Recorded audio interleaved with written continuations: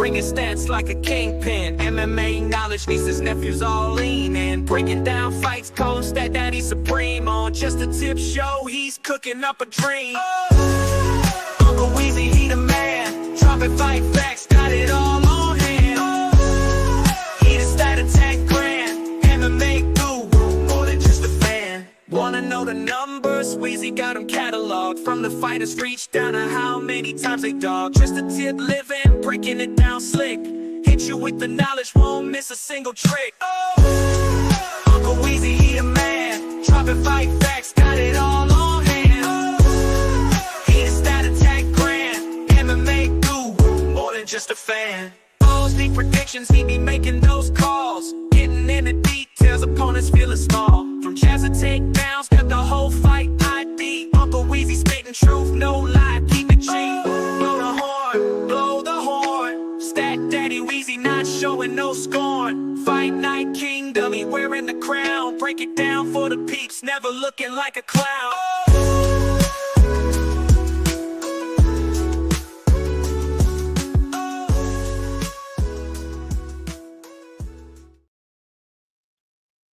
Oh, yes. What's going on, everybody? It is Wednesday night here. We are about to do the full card breakdown for UFC 313 that is headlined by Alex Pereira going up against the very handsome Magomed Ankalaev for the UFC's light heavyweight championship of the world. It's going to be a really good fight.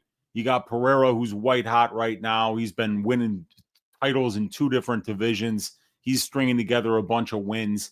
And you got Magomed Ankalaev, who only has 1 loss in his entire career, and it came in the last second of the 3rd round against Paul Craig. So something's got to give here. We're going to find out whether it's going to be Ann Still or Ann New this Saturday. And the rest of the pay-per-view card is compelling. We got Gaethje versus Fiziev there. We've got Turner versus Bahamondes. We've got Mauricio Ruffy going up against King Green. We've got Amanda Lemos going up against Iasmin Lucindo. It's going to be a really good main card, and the prelims has some compelling fights. We got Josh Van on this card going up against Rei Tsuruya, a really good striker versus grappler matchup, and some other exciting fights. So we're going to break it all down here for free live on YouTube. This is something that I normally only do for the people who are part of the probability stats and content package on Patreon Dub Club, and now it's going to be exclusively on Odds Shopper. So if you want to get access to this content that you're seeing for free today, every week for every UFC card, this show, Balls Deep Breakdowns with me, your host, Uncle Weezy, and then also Probability, which is a show where I use my proprietary betting models combined with the stylistic reads that we get on this show in Balls Deep Breakdowns to find the most underpriced betting lines, the best plus EV betting lines of the week. So if you want to join us on the Odds Shopper journey going forward, where you're going to get access to all my tracked bets, you're going to get access to my fight write-ups of every fight on every card, you're going to get access to 4 hours of subscriber-only content every single week, including Balls Deep Breakdowns and Probability. All my track bets, access to the Discord where we talk fights, all that stuff. There's a 20% off link in the description of this video. Click that link, use the code NEW20 at checkout, and you're going to get 20% off your first month's membership. And we're going to hook you up with all the information that you need to help you become a better UFC gambler by having access to the most complete breakdowns, all the statistical benchmarks and comparisons between the fighters involved, the content to help you break down those spreadsheets that I create, the betting models, everything that you need in order to make more informed decisions. So join me, join us, and let's make some money together. Let's stack cashed tickets like flapjacks together and really enjoy watching these fights and making money while we're watching them. So I'm going to take you through a full card breakdown this week. We're going to break down all these fights. I'm going to read the fight write-ups that I've written already this week, and we'll be posting to all of the media that you guys subscribe to later on tonight when they are fully finished. And we're going to start off with the first fight of the night, which is Djorden Santos versus Ozzy Diaz. But first, let me share my screen with you guys here and talk about last week. We had a bad week last week. Reverse swept on the bets, down 3.5 units. This was a week that I was not comfortable with anything, and I kept it extremely small because of that. And what we did was we lost a little bit here on we lost 1 unit on Ricardo Ramos's money line. We got it at plus 380. It moved quite a bit. You know, I felt like there was some finish upside for Ramos. I felt like there was some spinning elbow upside. He's a good moment winner. And I felt like maybe he could catch Chepe with something. Did not work out. Got a good price on the bet. Sometimes you got to take those long shots. That one didn't work out. Had a unit and a half on the Charles Johnson money line. Close fight, but Temirov won the first and the second, and Charles didn't get it going until the third. So got a really good price once again at plus 118. He wound up becoming like a minus 120 favorite. So he just didn't get the job done out there. So that was down 2.5 units on the money line bets. Had 1 unit on Ribovics to win inside the distance. You know, I don't know how Akbarest ate that knee. I don't know how he ate that head kick in the last second of the fight, but that was a great fight, great back and forth fight, a phenomenal performance by both guys. Ribovics did not get the inside the distance nod there, but it's all right. You know, we kept it really small because there weren't a lot of spots that I liked. So after winning something like almost 12 units a couple weeks back here, 11.77, and then winning a half unit the week after that, we got a small 3.5 unit loss that we're going to have to bounce back from this week. But hey, we've got all the stats ready to go. We've got all the fight write-ups ready to go. Let's find some stylistic read on each of these fights tonight. And let's see what's up to everybody in the chat. We got some of my Patreon and Dub Club and Odds Shopper people, which will purely be Odds Shopper going forward. We got Sam in the room saying, "Oi!" And we got Sam saying, "It's Pereira fight week. Bust out your Jaguar print undies and let's make some money." And then he's saying, "No, cheetah print. I'm laying off the lettuce," says Sam. We got Dix Insider in the room saying, "Prophet Weezy, what's up, baby?" Saying, "I'm ready for you to lather us up like Dana White and John Jones do." I'm ready to get lathered up. I got a drink here. We've got a lot of fights to break down, a lot of work to do. So I'm gonna have a nice beverage this evening while we sit back. We talk about some fights. We talk about life. And we talk about how we're going to try to find ways to stack cash tickets like flapjacks for UFC 313. Good to see you, Dixon. We got Benjamin in the room saying, "Uncle Weezy, are you Canadian? You sound like you are. Also, you're a legend. I appreciate you, Benjamin. I'm not Canadian. I'm from Chicago, born and raised here. So always been a Midwesterner here of the United States." We got There Will Be Blood in the room. What is up? We got Remdog saying, "What's up, Weezy?" Oi! We got There Will Be Blood saying, "Are you a vampire or an introvert?" I am neither. I am definitely neither. I tend to stay awake and be awake in the nighttime hours like a vampire, but I'm definitely not an introvert. Never have been. And saying he's an introverted Canadian vampire. We got Jacob Cole saying, "Weezy, I'm late." Damn, no, you're not, man. You're right on time. We haven't even started breaking down these fights. And we got, he says, my guy Chin Check MMA. We got There Will Be Blood saying, "Split on main money." Let's go, baby. We got Carter saying, "Really appreciate you doing this for free this week. Let's crush this card. I feel good about it." We got Dixon saying, "Smash the like." We got Pancho Chavez in the room saying, "Let's go." Watching live for once and not the day after. Let's get it, Pancho. Let's make some money this week. We got Dixon saying, "Share the stream, pimps." Let's go, man. We got Jacob saying, "Might as well be Canadian." I am a Midwesterner. We got Damare saying, "My girlfriend said Weezy is dressed like the greatest showman." Yeah, man. I brought out the, it's nighttime, dude. It's nighttime. It's the right time. I'm busted out the smoking jacket. I've got my alcoholic beverage, and we're ready to talk some fights. So let's do it in style. Appreciate you, Damare. Good to see you hanging out in here. We got the Carrillo saying, had an interview today, Unc, and waiting for an offer tomorrow. Let's get back to action, says my guy, the Carrillo. Dude, my guy, the Carrillo, part of this corporate working world that can be a little bit mean at times. And I remember him telling me that he got laid off right before Christmas. He's a family man. I know that he's got a kid that just started going to college. So really glad to hear that you got to bounce back, my man, that you got that interview. I know you're a hardworking man. Nobody needs to hand you anything. So really, really happy to hear that a bounce went your way, my man, because sometimes we got to get the bounces to go our way in life. We can do all the hard work that we can, but sometimes you got to have a little bit of luck go your way. And I hope that it all comes together like butt cheeks for you, my man, and that job gives you a nice fat offer for a ton of money. We got There Will Be Blood saying Chicago Canadian. We're both cool as fuck. We're the same. I hear you, man. The Canadians are fine by me, man. I some good people up there north of the border of us in Canada. We got Jesse saying, smoking that Ruffy pack, green by sub. Let's go. Okay. So you're smoking the green pack or the Ruffy pack? Because I don't know about green by sub. That would be wild if he subbed Mauricio Hoofy. That would be definitely the steakhouse bet of the week, man. And There Will Be Blood saying, I work the day shift 6 to 5 every fucking day. I'm gonna lose. Oh man, that is a long shift, my man. Fire. We got Asuro saying, hey, you listen to me put your videos out early as hell. Yeah, thanks, Uncle. Appreciate you, Azuro. We got Wild Berry saying, sitting in the smokers section. Yes, sir. Yes, sir. We're in the smoker section this evening.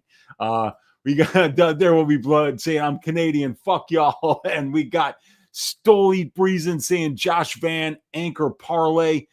Let's talk about it, you guys. Let's get into the first fight of the night, which is going to be Djorden Santos, who's a minus 182 favorite coming off of Dana White's Contender Series against another Dana White's Contender Series veteran here in Ozzy Diaz, former LFA light heavyweight champion. Plus 157 is the comeback on Diaz. Fight doesn't go to decision here, sitting at minus 175 for this fight. So you got Djorden Santos is 27. He's 10-1 as a professional, and he makes his UFC debut on Saturday. He's 5-0 in his last 5 fights. He's on a 5-fight winning streak, and is coming off a unanimous decision win over Will Curry on Dana White's Contender Series 5 months ago as a plus 300 underdog. So the recency bias is solid after cashing in as that big of an underdog against a more experienced and tested opponent. You know, I mean, if you're watching regional scene, MMA, you know who Will Curry is. He's fought several guys that are in the UFC now.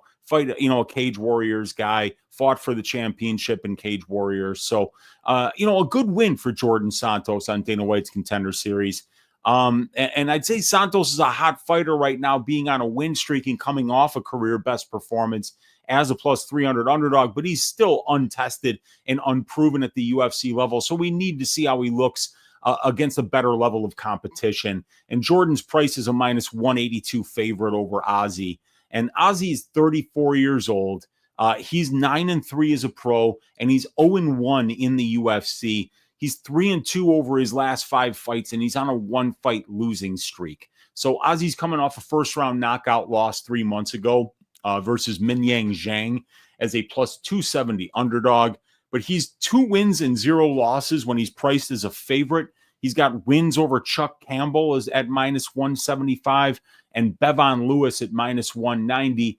And he's 1 win and 2 losses when he's priced as an underdog. He got a win over Bruno Assis at plus 125, and he had losses versus Joe Pyfer on Dana White's Contender Series on his first time through the show at minus 105, and Minyang Zhang at plus 270. So Ozzy's 34 years old. He really doesn't have a ton of pro experience, and he's coming off a knockout loss 3 months ago. So I'd say he's a cold fighter nearing the end of his career who needs a win to stay relevant at the UFC level. And he's priced as a plus 157 underdog versus Santos. Now, Ozzy Diaz has the, he's definitely got the strength of schedule advantage here. And he's got a 100% finish rate as a pro, 7 knockout wins, 2 submission wins. While Santos is a little bit more well-rounded in how he's winning fights because he's got 4 submissions, he's got 3 knockouts, and he's got 3 decisions. So, while these guys have a commensurate amount of experience, 12 fights for Diaz, 11 for Santos, it's Santos whose fights take place and go to decision a lot more often, as Ozzy Diaz has never seen the scorecards in his 12-fight professional career. As a matter of fact, I don't even think he's ever seen a third round. You could see right here that over 12 fights, his average fight time is 4.4 minutes. So this is a guy who fights like he's double parked. He gets in there to either get his ass kicked or kick your ass, and he wants to be done with it quickly. So, Santos didn't look bad. He showed some decent takedown defense. He showed some good pressure, good uppercut, decent volume, I guess. But he looks slow, you guys. He looks like Dante O'May's slow. And Ozzy Diaz at least has been tested at a higher level. He's got a couple wins by submission. Not the best chin. He's been knocked out in all 3 of his professional losses. But, I don't think either of these guys are the kind of guys that you want to be laying juice on right now at their point in their career. It looks like Santos has the better career trajectory, but Diaz has more high-level experience against the much better names. And he's finishing these higher-level guys while Djorden Santos' last 3 wins come by decision. So I don't think that Djorden Santos is necessarily UFC level. So it's definitely dog or pass on the money line for me. I think that this fight is going to finish inside the distance, as Diaz has never seen the scorecards in his career. And I'm going to pick the upset here and pick Ozzy Diaz to win this fight by second round knockout. I'm not a believer in Santos, but also at the same time, I had a really hard time picking who I thought was going to win this fight because I don't have a lot of faith in either guy. There's not a lot of tape, man. I mean, Ozzy Diaz's career has lasted less than an hour, and that's 12 fights, so you never really see him get lathered up. You never really see him, how he looks against guys that, are going to be UFC level, because Zhang got him out of there in 1 round. Pfeiffer got him out of there in 2 rounds, and then he's going through guys like Lewis and Campbell and Assis quickly. So, yeah, I'm going to pick Ozzy Diaz to get the win here because I just know a little bit more about him, and I think that he's fought the much better brand of competition. So I'm going with Ozzy Diaz by second round knockout. We got Samuel Smith saying Ozzy Diaz sucks ass and get some help in a razor Kuniev. We got Dixon saying, Weezy, I bumped into my neighbor Jim Miller today at the grocery store, and he told me he's picking Bobby by decision. Dude, he better be picking Bobby just because Bobby kicked his ass, man. That was a beating that he put on Jim Miller. So shout out Jim Miller, an absolute legend of the sport. And he had Bobby in trouble there for a little bit. He almost got Bobby out of there, but then Bobby came back and just put it on him in the second half of that fight. But yeah, that one's going to be a wild one. We'll talk about that. We got Crystal Octahedron saying, Weezy, Brady not benching 315 is damaging your credibility. Please make him do it. I can't make him do it. The steroids are going to make him do it, Crystal Octahedron. So it's up to the steroids now. We got him on that Rizvan Kuniev cocktail of anabolic steroids. We got all 4 that Rizvan got caught with. Let me see if we can find those. Well, we'll talk about it during the Rizvan Kuniev fight. But we got Awo Bainbo in the room saying, let's get it, Unc. What's up, Awo? We got Stole Breezing saying, smells like that John Deere cologne in here. John Deere cologne. We got Ariel Hart saying, what up, Unc? I had to log on to my baby's mama phone to show up some love and leave a like. Best MMA capper out. Don't work about last week. We about to smash this week. Oh, yeah, it's going to be a bounce back week this week, my man. It's good to see you hanging out in here and tell your baby mama that I said what's good, and everybody out there, what's good. I don't usually have to do this because the video is usually not public. Hit that thumbs up. Hit that subscribe button if you haven't already, and please consider leaving me a comment down below. And if you want to be part of the team that gets to see this content, this show, Balls Deep Breakdowns with Uncle Weezy, every single week for every single card, hit that odds shopper link in the description of this video for 20% off your first month subscription. So instead of $25 a month, it'll be $20 a month, and you can come along on this journey that we go on together to become better UFC bettors. We got Jesse in the room saying plus 1,800 for green sub, worth a sprinkle. We got sub gentleman to my guy Glinbot. Good to see you hanging out in here, Glinbot. And we got Stole saying Ozzy's barber also hasn't seen a tip in a while. We got B-Neg saying no, it's not, Jesse. He doesn't like the green sub. We got Underdog at Remdog saying under 2.5 at minus 150 still good. I'm worried about it, to be honest with you, Remdog. Like minus 130 was a little bit better when we talked about it on Stat Diggers. Minus 150, I don't know. I don't know if I want to do that, but I think somebody is going to get served here. That's what Ozzy Diaz's fights have always been. But we don't know if Djorden Santos really does have that UFC level power yet. I mean, he couldn't even get that guy Curry out of there on Dana White's Contender Series, and he was beating him up pretty good. We got Volcan in the room saying, oh, what is up, Volcan? We got Paul in the room saying, what's up, Weezy? Just tell me we're picking Lemos this week, then I'm going to head out. Oh, dude, yeah, if you got to go to bed, I get it, and we're picking Lemos. And I got a track bet on that fight that I'm going to tell you about as well. And my guy Victor De Jesus checking in, Grand Rapids, Michigan, stand up saying, oi, what's up, Weezy in chat? Let's get it this weekend. Good to see you hanging out in here, Vic. All right, you guys. We got Dustin saying best bet is under 2.5 for sure. We got Forrest saying, oi, and we got Paul likes the fact that we're picking Lemos. All right, you guys. Next fight.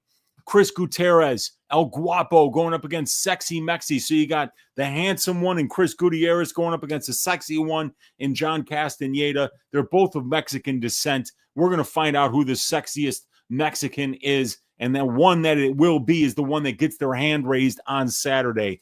Who is it going to be? So Chris Gutierrez has got, he's 33 years old. He's 21-6-2 as a pro. And he's 9-3-1 in the UFC. And you can see right now that this fight is very, very close to a pick'em. Carlos is 3 wins and 2 losses over his last 5 fights, or Chris is. And he's on a 1-fight winning streak and coming off a unanimous decision win over Quang Bang Lee as a minus 600 favorite. That was over 6 months ago. So he's 3 wins and 1 loss when he's priced as a favorite. That's wins over Lee at minus 600, Alatang Hey Lee at minus 230, and Frankie Edgar at minus 250. And then he had a loss versus Pedro Munoz as a minus 215 favorite. And he's 0-1 when priced as an underdog, and that loss was as a plus 290 underdog to Song Yadong. So Chris has been alternating wins and losses for his last 5 fights. And his wins over that stretch are Quang Lee, Alatang Hey Lee, and a washed-up Frankie Edgar. They're not awe-inspiring wins by any stretch of the imagination. I'd say Gutierrez's career trajectory as a 33-year-old bantamweight with a limited skill set and mediocre power is kind of holding steady or slightly declining. And I'd neither classify him as a hot fighter or a cold fighter right now. Chris is currently priced at right around a pick'em versus Castaneda, which sounds about right for this matchup because John is 33 years old in his own right. Oh, let me get these stats up here for you guys. Sorry about that. He's 21 wins and 7 losses a pro, and he's 4-3 in the UFC. John is 3 wins and 2 losses over his last 5 fights, and he's on a 1-fight losing streak. He's coming off a unanimous decision loss against Daniel Marcos 8 months ago.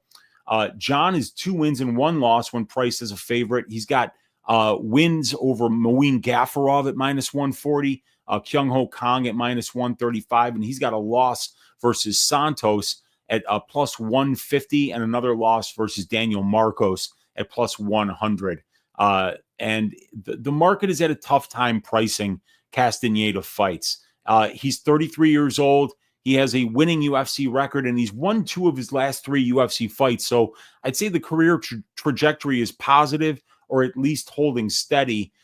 John is priced as a minus 115-ish favorite over Chris Gutierrez, which is a similar number to how he's been priced against a similar level of competition in his UFC fights. When it comes to the strength of schedule numbers, Gutierrez has a few more fights. He's fighting the more experienced brand of competition, while Castaneda's on the average is fighting the guys with the better win-loss records. His wins over guys like Kyung Ho Kang, Muin Gafarov, Miles Johns, and Eddie Wineland, those wins for Castaneda, they rate like better than Chris Gutierrez's wins, who's a former ranked fighter. And Gutierrez's wins are Alatang Hae Lee, Quang Lee, Frankie Edgar, who was washed up, Denad Bakkarel, Felipe Colares, rest in peace, Andre Ewell, Vince Morales, Geraldo de Freitas, and Ryan McDonald. So Chris has more experience. Gutierrez has more experience at the UFC level, but the strength of schedule for Castaneda, and especially his wins, I think makes this kind of like even when it comes to the strength of schedule. When you look at the striking numbers, you see Gutierrez out there doing good work on the feet. He's landing 6.1 distance strikes per minute and only absorbing 3, while Castaneda lands 5.6, but he absorbs 6.4. And Gutierrez is a lot more defensively responsible with a 67% distance striking defense compared to only 54.5% for Castaneda. Castaneda likes to throw that straight left hand. He tends to switch stances, but mostly fight out of the southpaw stance. Gutierrez, an orthodox fighter, but he can kind of land those low leg kicks from both stances and to against fighters fighting out of both stances. So Chris does a good job of using those kicks to like maintain range and outpoint his opponents. But the thing about those leg kicks is they really don't score points until you start to actually compromise your opponent's legs, until you could see them start to switch stances, until you see them really start to get bruised up, until you see them start to limp around. You can kick somebody in the leg over and over and over again. If it doesn't look like it's hurting them, it's not scoring points. So I think Castaneda might be the guy landing the better shots here on the feet. And Castaneda is without question the better wrestler here. You see Castaneda winning 73% of the control time positions in his fights, while you see Gutierrez winning less than 17% of the control time positions in his fights. So I think that we're going to see Castaneda be able to mix in the wrestling and win some minutes while we get into the clinch and in the and on the mat here. And I also think that John should be able to keep the distance striking exchanges close.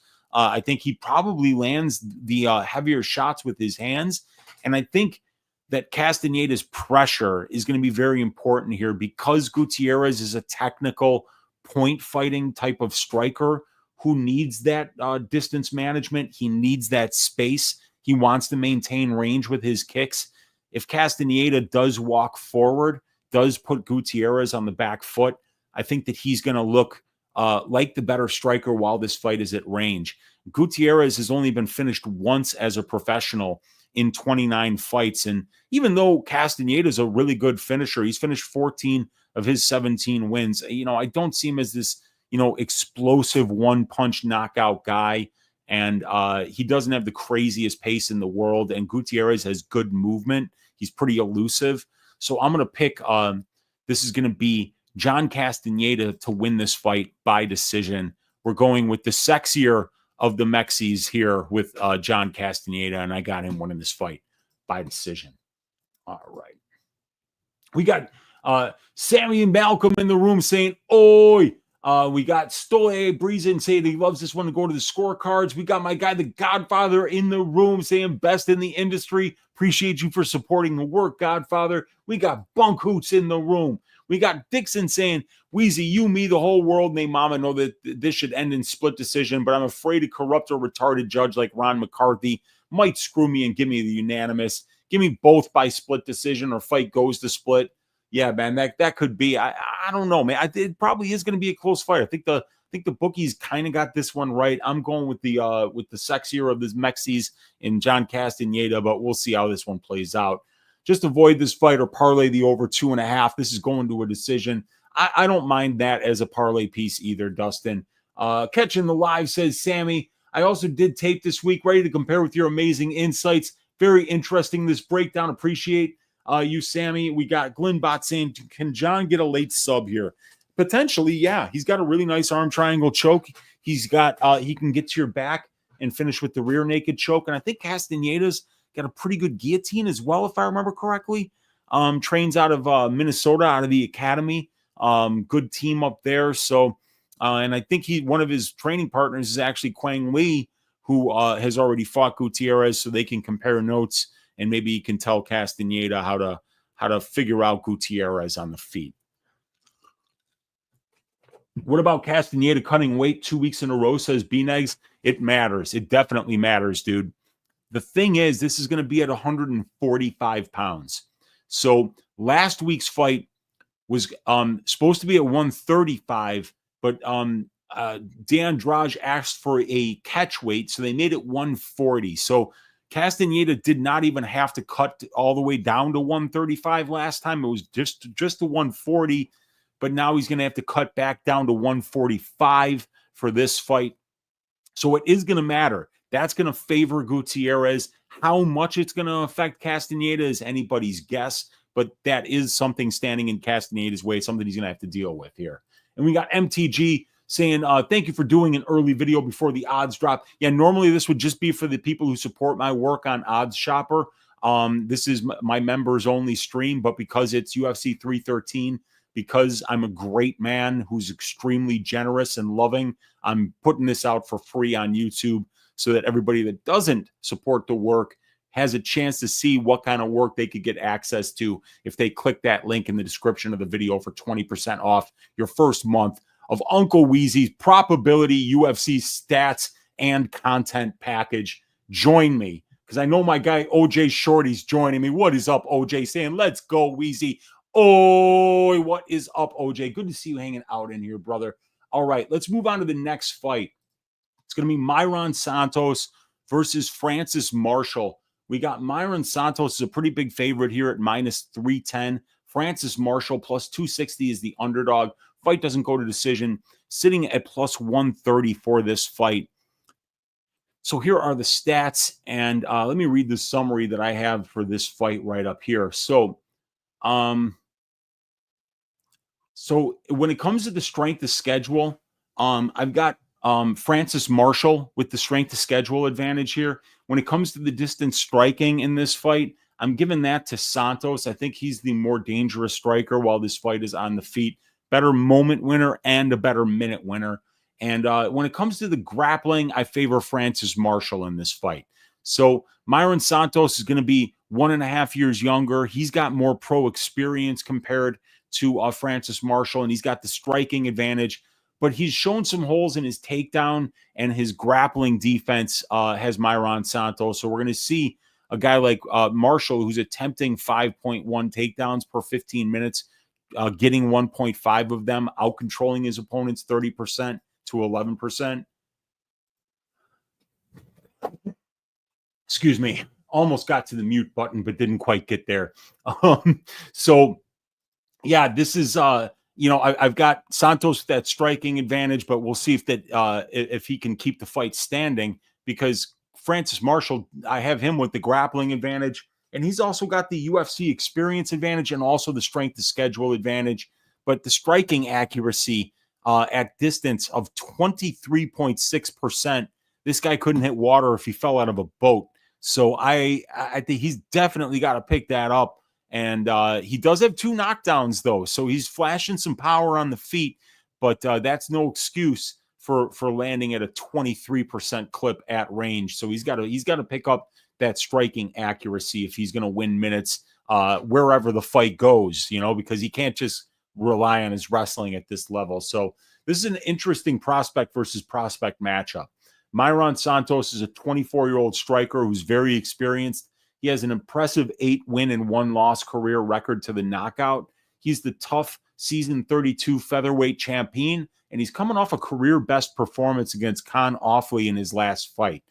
Francis Marshall is a well-rounded 26-year-old fighter with a 2-win and 2-loss UFC record. He does his best work when he's able to mix in takedowns, get control time, land some ground and pound, and work for submission attempts, because his striking is still a bit of a work in progress for this level. So this is the first time Marshall has been priced as an underdog in the UFC, which is interesting, seeing as he's been in there against guys like William Gomi and Isaac Dulgarian. So first time Marshall being priced as an underdog here. And by the way, it's a big underdog price, so something to keep in mind. Mairon Santos has looked impressive since moving back up to featherweight after he lost to Dan Argueta at bantamweight in LFA back in 2022. Santos is on a nice run, and the market has given him his flowers after his impressive one-way ass shaving of poor Con Offley 6 months ago, pricing Santos as a minus 300 favorite. And where are we right now? Minus 310. So yeah, even a little bit bigger than that, versus Marshall, who has the UFC experience and strength of schedule advantages, as well as being the better grappler as Francis Marshall. So if Santos keeps this fight standing, I believe he's the much more dangerous minute and moment winner while it's there. And Santos has been the busier and more experienced pro fighter, despite the fact that he's 1.5 years younger. This fight comes down to who gets their game plan going, and I think Santos has shown much improved takedown defense since the Argueta fight. He's been tested by wrestler grapplers in his last 4 fights and passed those tests with flying colors. The guys Santos beat in the Tough House were both excellent wrestlers, and I think Santos is getting even better since those fights. So I see Santos stuffing the takedown attempts of Marshall, keeping this fight standing, and winning the minutes on the feet by landing the heavier shots and damaging Marshall's lead leg with heavy calf kicks. I think Santos wins this fight and potentially finds a knockout. We haven't seen Francis face someone with the power of Santos yet, so I do think it's possible Santos wins by decision or knockout, and it's hard to pick which one. I'll pick Marshall to keep this fight close by testing Santos' takedown defense and wearing on him in the clinch, but I think Santos will land the more damaging shots at range on his way to a decision win in this fight. So I'm going to pick Mairon, the legend, Santos to win this fight by decision over Francis the Fire Marshall. Should be a really good prospect versus prospect matchup, and I'm interested to see what kind of improvements Francis Marshall is making down there at American Top Team. Very good team, very tough opponent here in Mairon Santos, and I'm interested to see how this fight shakes out in the end. But I'm going with Mairon Santos to win by decision. So we've got Dustin saying, does your Patreon have a free trial, brother? It does not.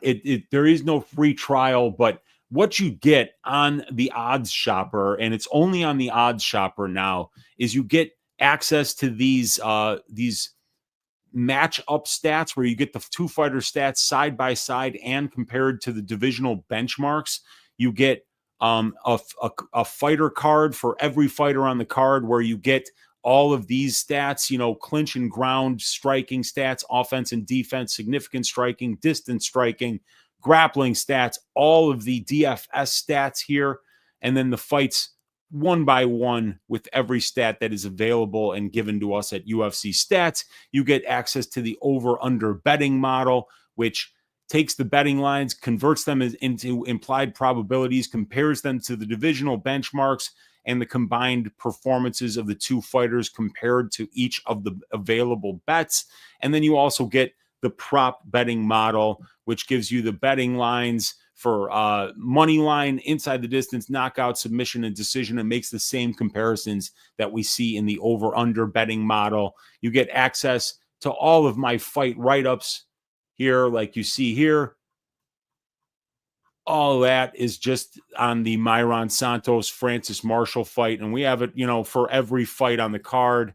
You could see here. So all that is included with the package, $25 a month. You can get it for $20 for your first month.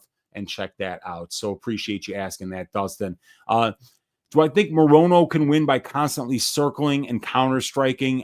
No, I think he's going to get walked down here, but we'll talk about that one. We got Scott Sharp in the room. What is up, Scott? Good to see you hanging out in here. We got Dixon saying Morono is going to be sprinting away from the Lion Leal like a sumo Almabayev was running away from Cop.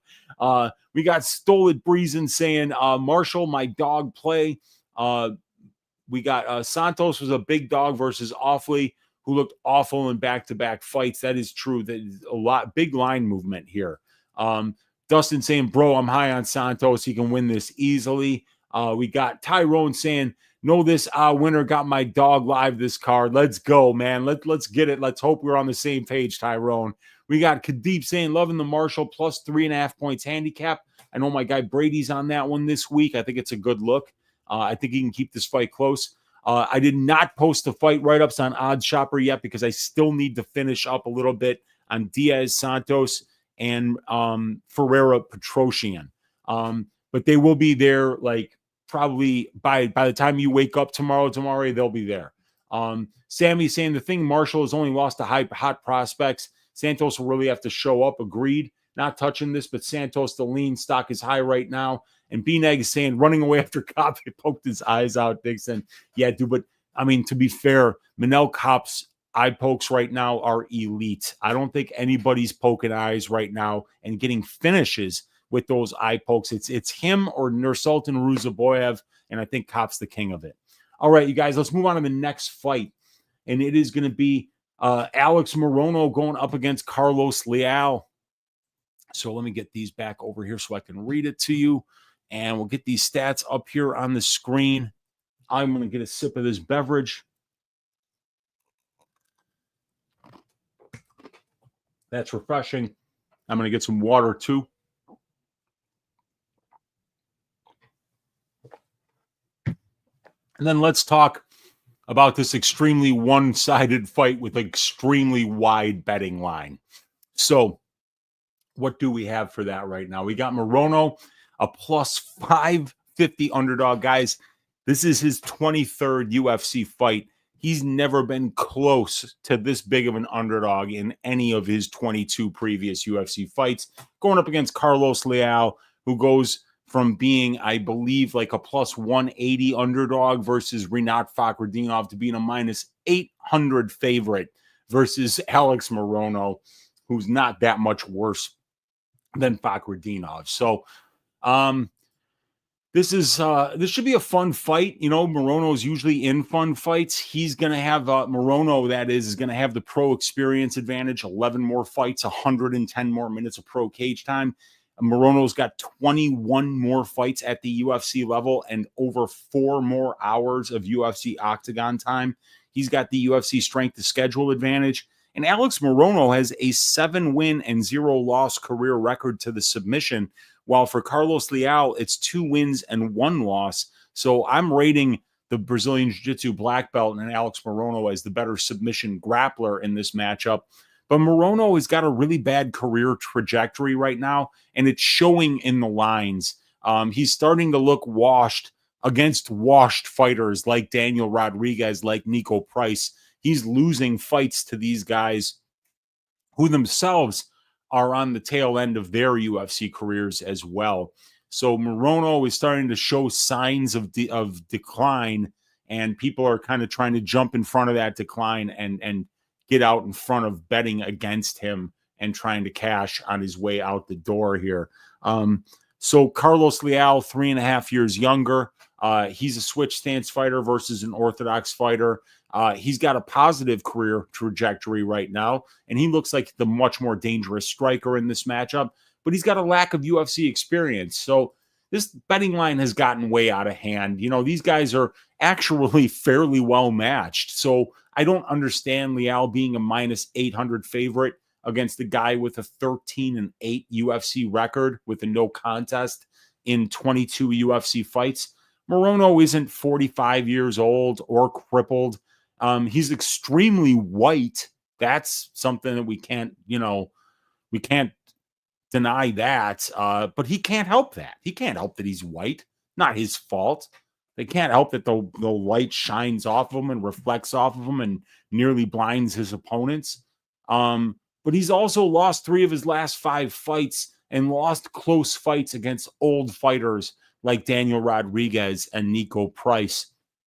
Alex takes a lot of short notice fights, and sometimes he shows up looking fat and white and puts on a lousy performance. But Alex is very experienced, and he's fought against some of the best fighters in the division. I don't think Alex is done yet, but Carlos Leal looks like a very dangerous fighter. He had a great performance in his UFC debut against Rinat Fakhretdinov. He was able to limit Rinat's wrestling success, and he landed the bigger shots, but he got robbed and lost a decision. But the market is overrating Carlos Leal after that loss. It's dog or pass on the money line, but this feels like one of the easier stay-away fights of the night. I'm going to pick Leal to win this one and win it inside the distance by second-round knockout. But that's a little bit of a stretch. I mean, if you look, Alex Morono has got 22 UFC fights.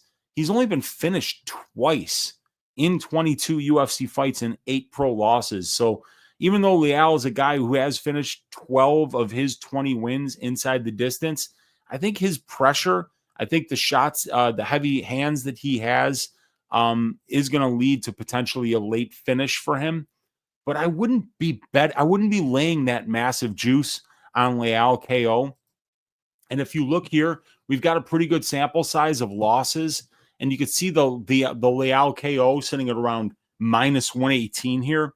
My betting model has that as being extremely overpriced, while Carlos Leal by decision at plus 225 is a massive trifecta bet on my betting template that, according to the prior performance of Alex Morono in his UFC losses thus far, that the Carlos Leal by decision should be priced around minus 200, not at plus 225. So Carlos Leal by decision at plus 225 is a massive value bet. And I think people are just already prematurely shoveling dirt on Alex Morono's grave. So even though I'm one of them, okay, to be fair, and I'm picking Carlos Leal to win this fight by second round knockout, I do think that Leal by decision at plus 225, it has a lot of value this week, and it might be something that I take a poke at because I think he wins the minutes of this fight with his pressure and by landing the bigger shots. So, yeah, that's what I'm going with for this fight. So, see what you guys are saying in the chat. My God, mine is 1,200. We got Jacob Cole saying Leal decision. Yeah, it's a good number, man. Sammy saying Weidman, king of eye pokes, skill level maxed. I mean, like, Weidman's definitely up there as well, dude. Some very good eye pokes out of him. But I'm telling you guys, Weidman didn't eye poke his way to a championship. He got the championship. But right now, Manel Kopp stringing together 2 straight wins by eye poke. I think that his eye poke game right now is the best in the UFC. Kadoop saying, I'm wondering how much body acne Leal shows up with at weigh-ins. The more acne, the more better, because it means the more steroids. So we're going to find out. But yeah, like right now, Carlos Leal is the Brazilian king of back knee. And he showed out big time with a back full of it in the Rinat Fakhretdinov fight. B-Neg saying Morono is fighting, grappling, coaching, and just picking up checks now. His body has checked out. And I think that's why we're getting such a fat price on the decision, because I think the market is like looking at those recent performances and they're trying to get ahead of it. You know, they're trying to just say, you know what, dude, you don't come back from performances like that at 34, 35 years of age with the skill set that Morono was already gifted with at birth. So, yeah, I think you might be right about that, my man. We got Paul is saying, Weezy, if we send you money, will we get access to stacked cash tickets like flapjacks? The answer is yes. You will get access to the information that will help you stack cash tickets like flapjacks. I guarantee it, Paul Vivret. And yeah, I can't guarantee it because it's gambling, unfortunately. So it's not financial advice, but you should absolutely send me money, Paul. That's something that I think that I want to say that to everybody. So let me go full screen here. You should absolutely send me money as much as possible. That's something that you should be doing. Do it. Get off your fucking ass and start sending your Uncle Weezy money. All right? Thank you. All right. Thank you, Paul. All right. Stole it breezing saying Morono more wash than my hands during the first 2 weeks of COVID. We got Dustin saying thanks for the breakdown. Give me Leal by KO. Got it, man. That's what I'm going with, my man. We got Dixon saying Weezy, I thought I was being sneaky about to hammer Leal by decision, but then I saw it's only lined at plus 175. Yeah. I was hoping for plus 300-ish. I got 225. I think that was on Bet Rivers. Let me see here. Morono, Leal decision plus 180. It looks like it did move plus 185, but is it on maybe it's on this.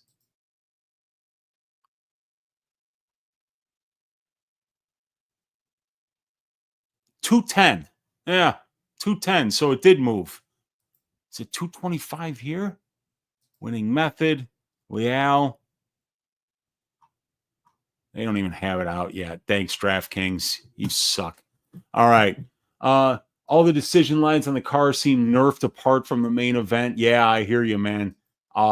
Dixon saying, imagine that if all the fights, this one goes to split. If that happens, they give it to Morono. The entire MMA community is going to shit their pants. Yeah, man. If he gets robbed out of another decision, that would be wild. And now Glenbot has to sprinkle Alex's decision. Sammy loves it. Let's not forget Morono beat Semmelsberger as a big underdog. Yeah, man, dude, like he's been around the block, dude. Jeff should win, but if Alex is a UFC veteran, can't put him +5 for no value for sure. All value Morono for sprinkle. Yep. I mean, they already robbed Leal blind once, and because the UFC wants to make a former PFL guys look bad, and they rob him again, could be, man. And ring a ding ding, you guys, from Fresno with the $3 donation saying, yes, please. Just kidding, LOL. Let's go, man, from Fresno. $3 donation. Keeping the lights on here in your Uncle Weezy studio. Appreciate you. Local man shakes fists saying, hold up a cardboard sign. And I don't have any cardboard, but I do have like a piece of paper and just I can write on here. And we're just going to say, give your Uncle Weezy money.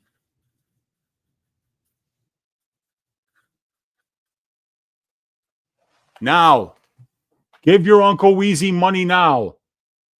You'll give money now. You give money now. Link in the description of the video for you to give money. You give money now. Thank you. All right. Morono's about to get milked. I think he is. He looks like milk, and he's about to get milked. Kadeep, I'm with you, man. I think this is going to be a milking. Bean Egg saying, depends whose belly button you're licking, Dixon. Truer words never spoken. Put him Ankalaev. There we go, Jay. We got... do you think Ribovic's fight was a robbery? I had him winning after round 3. I don't think it was a robbery at all. I think it was a very, very, very close fight that could have went either way. I would have not liked to have been a judge in that fight. I scored it for Ribovic's. I did have it 2 rounds to 1 to Ribovic's, but I was a little bit biased. I had money on him. I had him as the ass shaving of the week.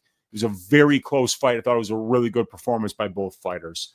El Guapo, it's a sweater. Let's go, Rob. What's happening? How you's doing? And we got, where is MMA Very with the fat donation? He is a sponsor of this show, and we don't do donations here on YouTube anymore. He donates to us directly. So shout out to the official sponsor of Stat Diggers, Avery Marino at MMA_Very. Go follow him on Twitter. All right, you guys, let's move on to the next fight. It's going to be, which one is it? Petrosyan versus Ferreira. Very interesting fight. We've got, let's see, Bruno Ferreira's plus 112. We got Petrosyan at minus 132, and the fight doesn't go to decision for this fight, sitting at minus 200. So, I don't really know. Like, I don't think I'm going to have any action on this because I think this line is right about where it should be. Let me first talk about Ferreira coming off a loss, but before that, he had strung together 2 straight wins against Stoltzfus and Hawes. Lost to Abus Magomedov, lost to Sultan Ruzaboyev. Tough losses there. Armen Petrosyan's losses in the UFC level coming to Caio Bahayo, Rodolfo Vieira, and Shara Magomedov. So an elite striker and 2 elite an elite fighter in Bahayo, an elite grappler in Vieira, and an elite striker in Shara Magomedov. And when he takes a step down from that level of competition, he's getting wins over guys like Christian Leroy Duncan, AJ Dobson, and Gregory Rodriguez. Both of these guys got Gregory Rodriguez as their UFC debut, and both of them passed that test. So I think both of these guys are legit fighters. Ferreira's a couple of years younger, but it's going to be Armen Petrosyan, who's 5 inches taller and who has the much more technical striking. Ferreira's powerful. He switches stances a lot, so it's kind of hard to get a beat on him. But Petrosyan, I don't think he cares about the switching stances because he stays so busy with his kicks. He's going to have weapons, whether the guy's in southpaw or orthodox in front of him. He stays very busy, does Petrosyan, attempting 15.1 distance strikes per minute compared to only 8.5 for Ferreira. But what you get with Ferreira is power. He's landed 3 knockdowns and absorbed 0, and he's landing a knockdown on 3.1% of the significant strikes that he lands. So he's a guy with a 100% finish rate in 12 pro wins. He's got a 9-1 record to the KO. He's got a 3-1 record to the submission, and he's never seen a decision in his life. So Petrosyan's definitely the better minute winner because Ferreira doesn't even know how to win minutes in bank rounds. He's never even seen the scorecards.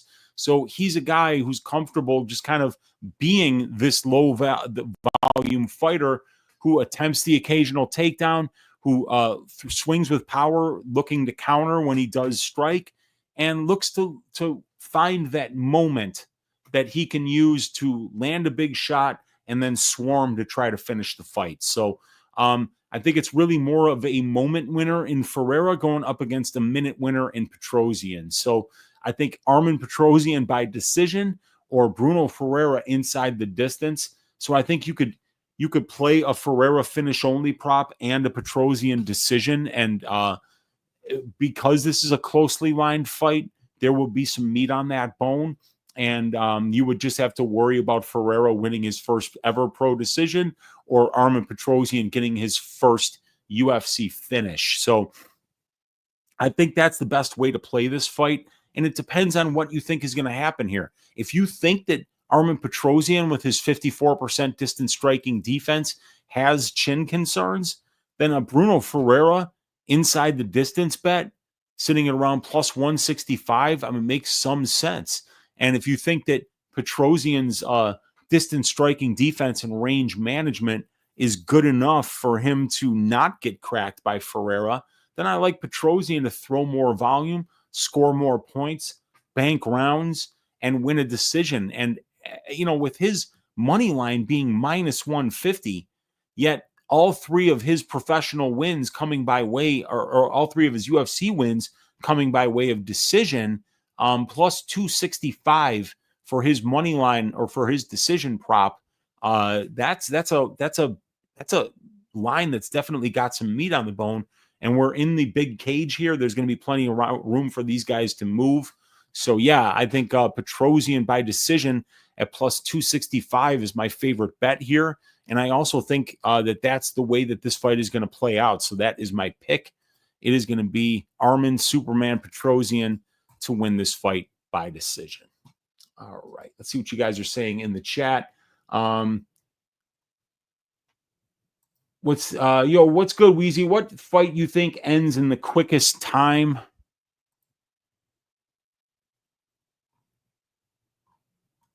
I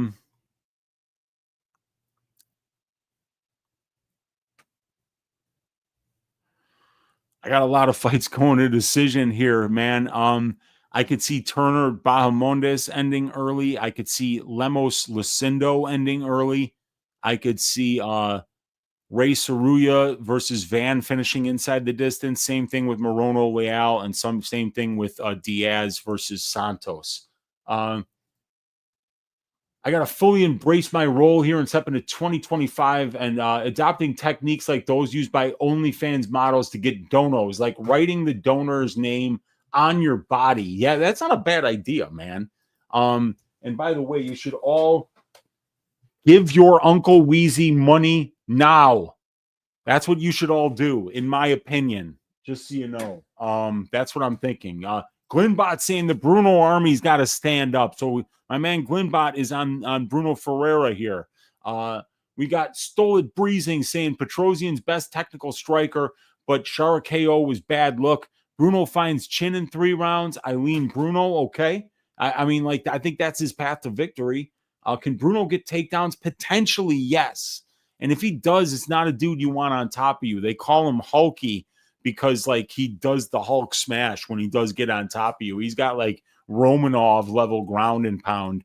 And Bruno Hulky Ferreira is somebody that you do not want raining ground and pound down on top of you. And Armen Petrosyan has sub 40% takedown defense, as you can see right here on your Uncle Weezy's stats and probability package. You see 29.4% takedown defense as he gets taken down 2.4 times on 3.4 attempts and gets outcontrolled 22% to 6.7%, winning only 23% of the control time positions in his fights. And Bruno Ferreira does attempt 3.2 takedowns per 15 minutes. So Bruno mixing in the grappling can potentially win some minutes and moments for him here. We got Ferreira is just the Hulky, not the mindful Hulk, or the sensitive yet callous Hulk, or the gruff yet lovable Hulk. No, he's just the Hulky. And you don't call him the Hulk because he's Brazilian. You have to put the E on the end of it, and it's Hulk E. So, yeah, Ferreira is Hulky.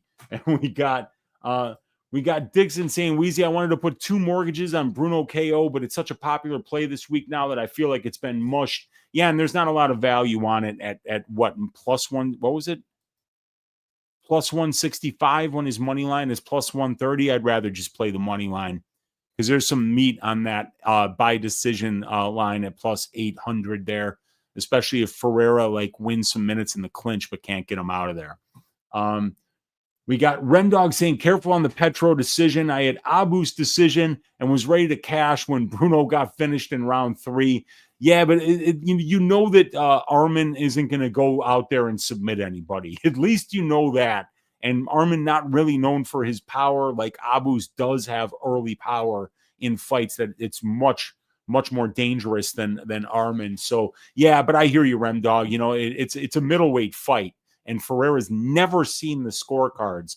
So I understand what you're saying to be careful there. But, God, man, 27.4% implied probability compared to 60% implied probability for a guy who's never finished a UFC win is, you got to admit, it's a little bit tempting.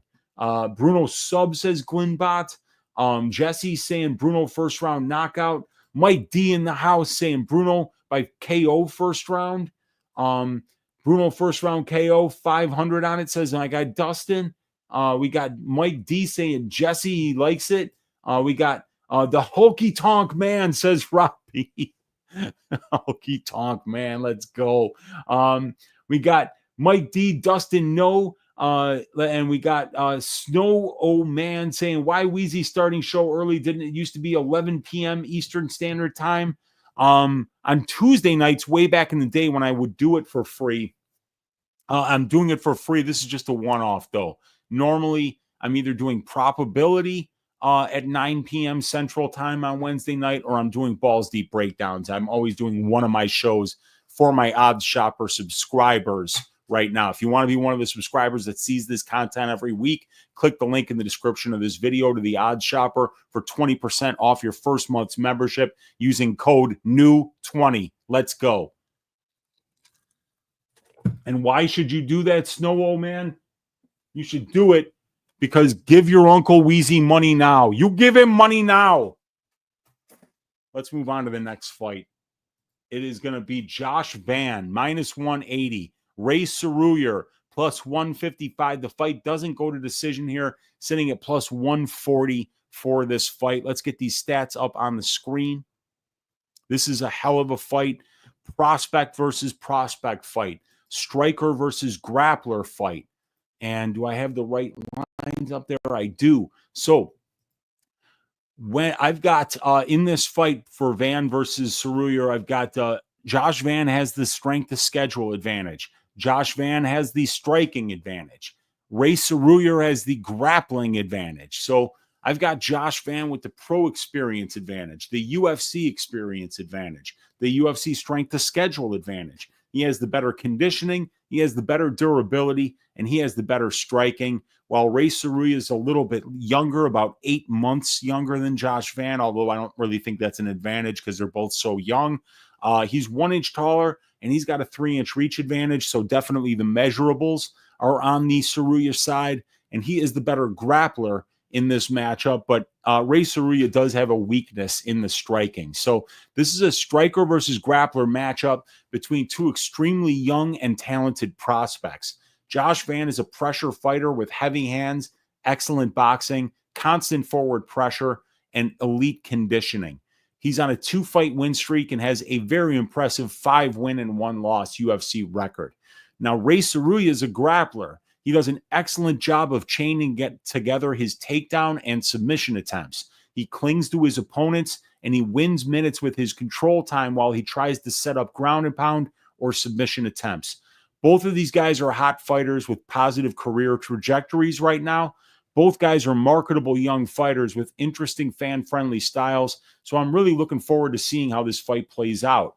Josh Van has the overall and UFC experience advantages, the strength of schedule advantage, the more reliable durability and conditioning, and he's got a massive striking advantage in this fight, while Rei Tsuruya is the taller and longer fighter with the better grappling. I think Josh Van is going to pipe this kid on sight. It's a short notice fight for Tsuruya. He's making the long trip from Asia, and I don't think he has the necessary conditioning to win enough minutes with his wrestling and Brazilian Jiu-Jitsu to avoid eventually getting piped by Van. Josh starts slow, but he always finishes strong. His pressure breaks his opponents, and he has real power in his hands for a flyweight. Josh's takedown defense has improved a lot, and he really showed off excellent anti-grappling in the Cody Djorden fight last time around, and I think Cody is a better grappler than Rei Tsuruya is right now. I see Josh stuffing the takedowns as the fight goes on, keeping this fight standing, putting Rei on the back foot, and eventually knocking him out in the second or third round. I'm looking forward to watching Josh Van break another fighter with his pressure, volume, and powerful hands, and I feel bad for Rei Tsuruya because this kid is going to get piped on sight on Saturday. I'm picking Josh Van to win this fight and win it inside the distance by second round knockout. So I'm going with the fearless Josh Van to win by KO in round 2. Myanmar, stand up. Texas, stand up. 4-ounce Fight Club, stand up. I'm looking for Joshua Van to go in there and get the job done and send Rei Tsuruya packing back to Japan to learn how to strike. Let's go. What do you guys have to say in the chat here? We've got Jacob saying race sub. He's saying Trailblazer saying Bruno is good, but second round KO. Nah. We got Trailblazer saying first. There we go. We got Rob Van second round by Irish Whip. I think that's a good call right there. You don't see Irish Whips going often in the UFC, but that could be the one. $500. What the fuck, says Trailblazer. We got It's Guzzy in the room saying Van round 3 plus 1410. Where are you getting that number? Where is Josh Van round? Let me see what the round prop is on Van. 1,100 on DraftKings.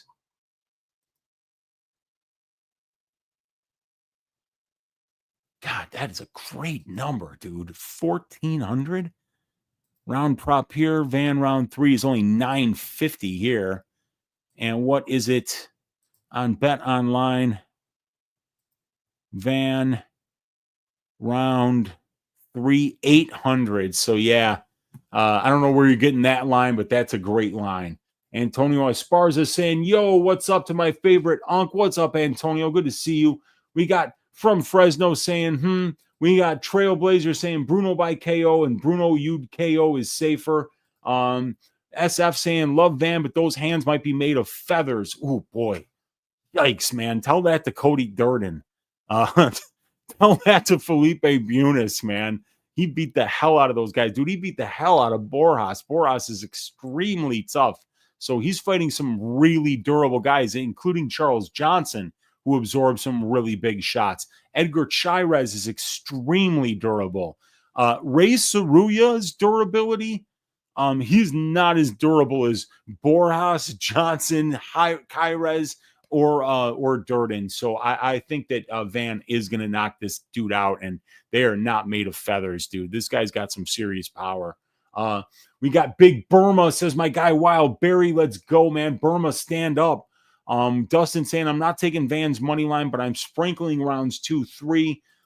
Cloud Bet, dude. Cloud Bet's a good book, man. That's a crypto book. They got good tight lines in there. Nice line plus 1410. I got to get me a Cloud Bet account. Demare saying, I'm seeing 1,200 is the best line on Van round 3. That's a great line still. 1,200 is really nice. And Jacob Cole saying, you talked me into Van. Let's go, Jacob. Let's ride Josh Van here. I think he's going to get the job done on Saturday. All right, next fight. Going to be a good one here. We're going to find out what we've got in Curtis Blaydes here, minus 300 going up against Rizvan. Big Riz, Kuniev, plus 250 is the underdog. The fight doesn't go to decision here, sitting at minus 170 for this fight. So let's get these stats up here on the screen for you guys. Let me get a sip of my beverage. And let's talk about the UFC newcomer, Big Riz here, who looks like a pretty good prospect to me. So strength of schedule advantage, that's all Curtis Blaydes. Striking advantage, I'm going with Blaydes having the advantage here. When it comes to the grappling, I'm also giving Blaydes the advantage. So Curtis Blaydes has got a 4-inch reach advantage. He's got the pro experience advantage with 9 more fights, 40 more minutes of cage time in 2.5 less years as a professional. So Blaydes has been the much more active fighter compared to Big Riz. He's got the UFC experience advantage with 19 more UFC fights and 163 more minutes of octagon time. He's got the UFC strength to schedule advantage. He's got the striking advantage, and he's got the grappling advantage here. He's been knocked out, though, in all 5 of his pro losses. So he has a suspect chin in the heavyweight division, which is a division you don't want to have a suspect chin in. So, and with Rizvan Kuniev, he's 1.5 years younger. He's got an excellent clinch game, and he's a good all-around fighter. This guy can wrestle a little bit. He's got some power in his hands. He's got decent striking, and he's got elite wall install. He can hold you up against that cage, win minutes there, land knees, land elbows, and set up takedowns when your ass is on that cage. So Big Riz is a guy that is a Dagestani wrestler by trade, Wushu Sanda base, and he's got 15 professional fights and a pretty good record of 11-2-1, and he hasn't lost a fight since the year 2015. And when we look at the Tapology profile here,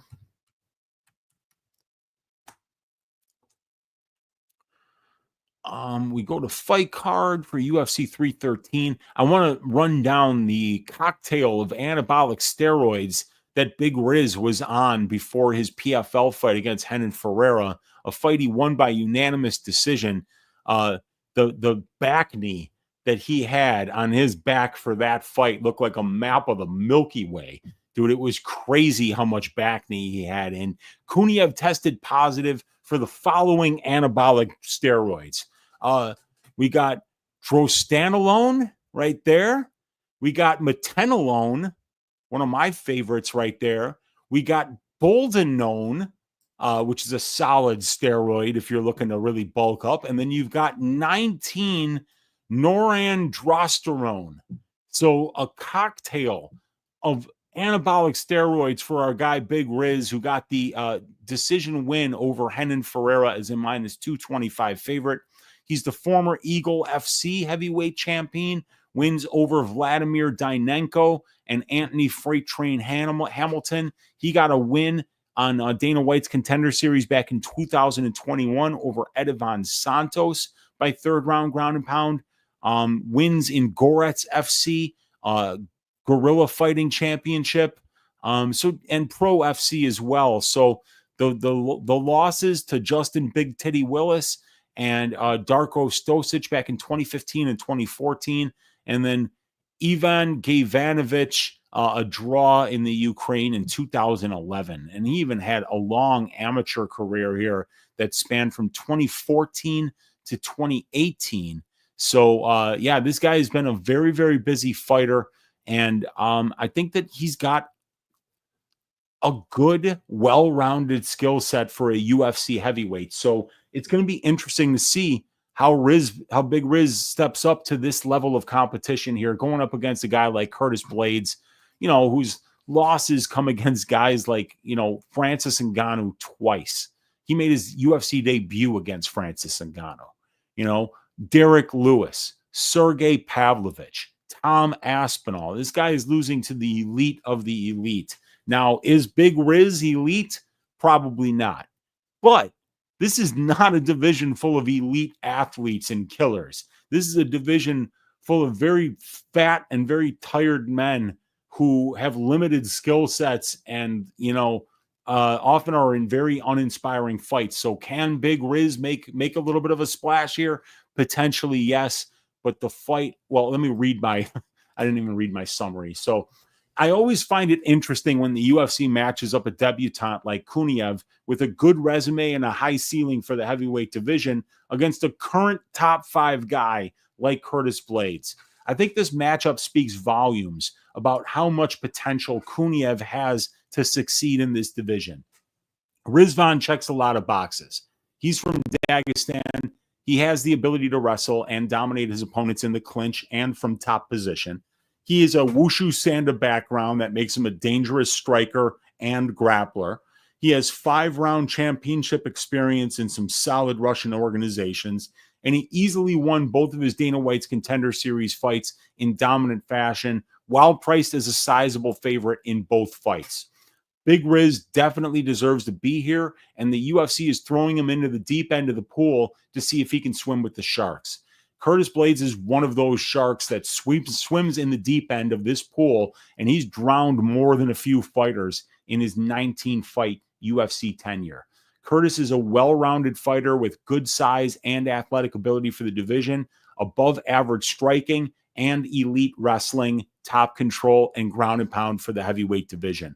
Curtis is a top 5 fighter in the heavyweight division, who's 3 wins and 2 losses in his last 5 fights. He's been knocked out in 2 of his last 3 fights or by 2 of the most powerful punchers in the division, in Sergey Pavlovich and Tom Aspinall. And that chin of his is starting to come into serious question after absorbing punishment from the heaviest hitters in the division for over 8 years and having been knocked out in all 5 of his UFC losses. Curtis has most of the advantages in this fight. He's got a 4-inch reach advantage. He's more experienced overall and has a massive UFC experience and strength of schedule advantage. I believe Blaydes is the better minute winner in the distance striking exchanges due to his speed, footwork, and athletic ability. And I think there's a lot more evidence to suggest that Blaydes has the more tested wrestling against the much higher level opponents. Rizvan is 1.5 years younger, and he's shown the ability to win minutes and moments in the clinch. He has some championship experience in 5-round fights against solid opponents, and he does appear to be steadily improving from fight to fight. I think this fight plays out close. I see these guys as being fairly well matched at distance striking range because even though I favor Blaydes' minute winning ability, I do think both of these guys have the potential to land big shots. And because Kuniev has the more dependable durability due to never being knocked out as a heavyweight, I think that's a solid advantage to have against Blaydes. I can see Kuniev winning minutes in the clinch with his control time and dirty boxing. And because Kuniev is from Makhachkala, Dagestan, you know his wrestling is there and ready to be used. Both of these guys are heavy when they get on top of their opponents, and both guys have nasty ground and pound.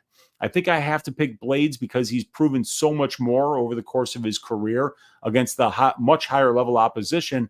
However, I do believe that Kuniev is being tested at this high of a level in his UFC debut for a damn good reason.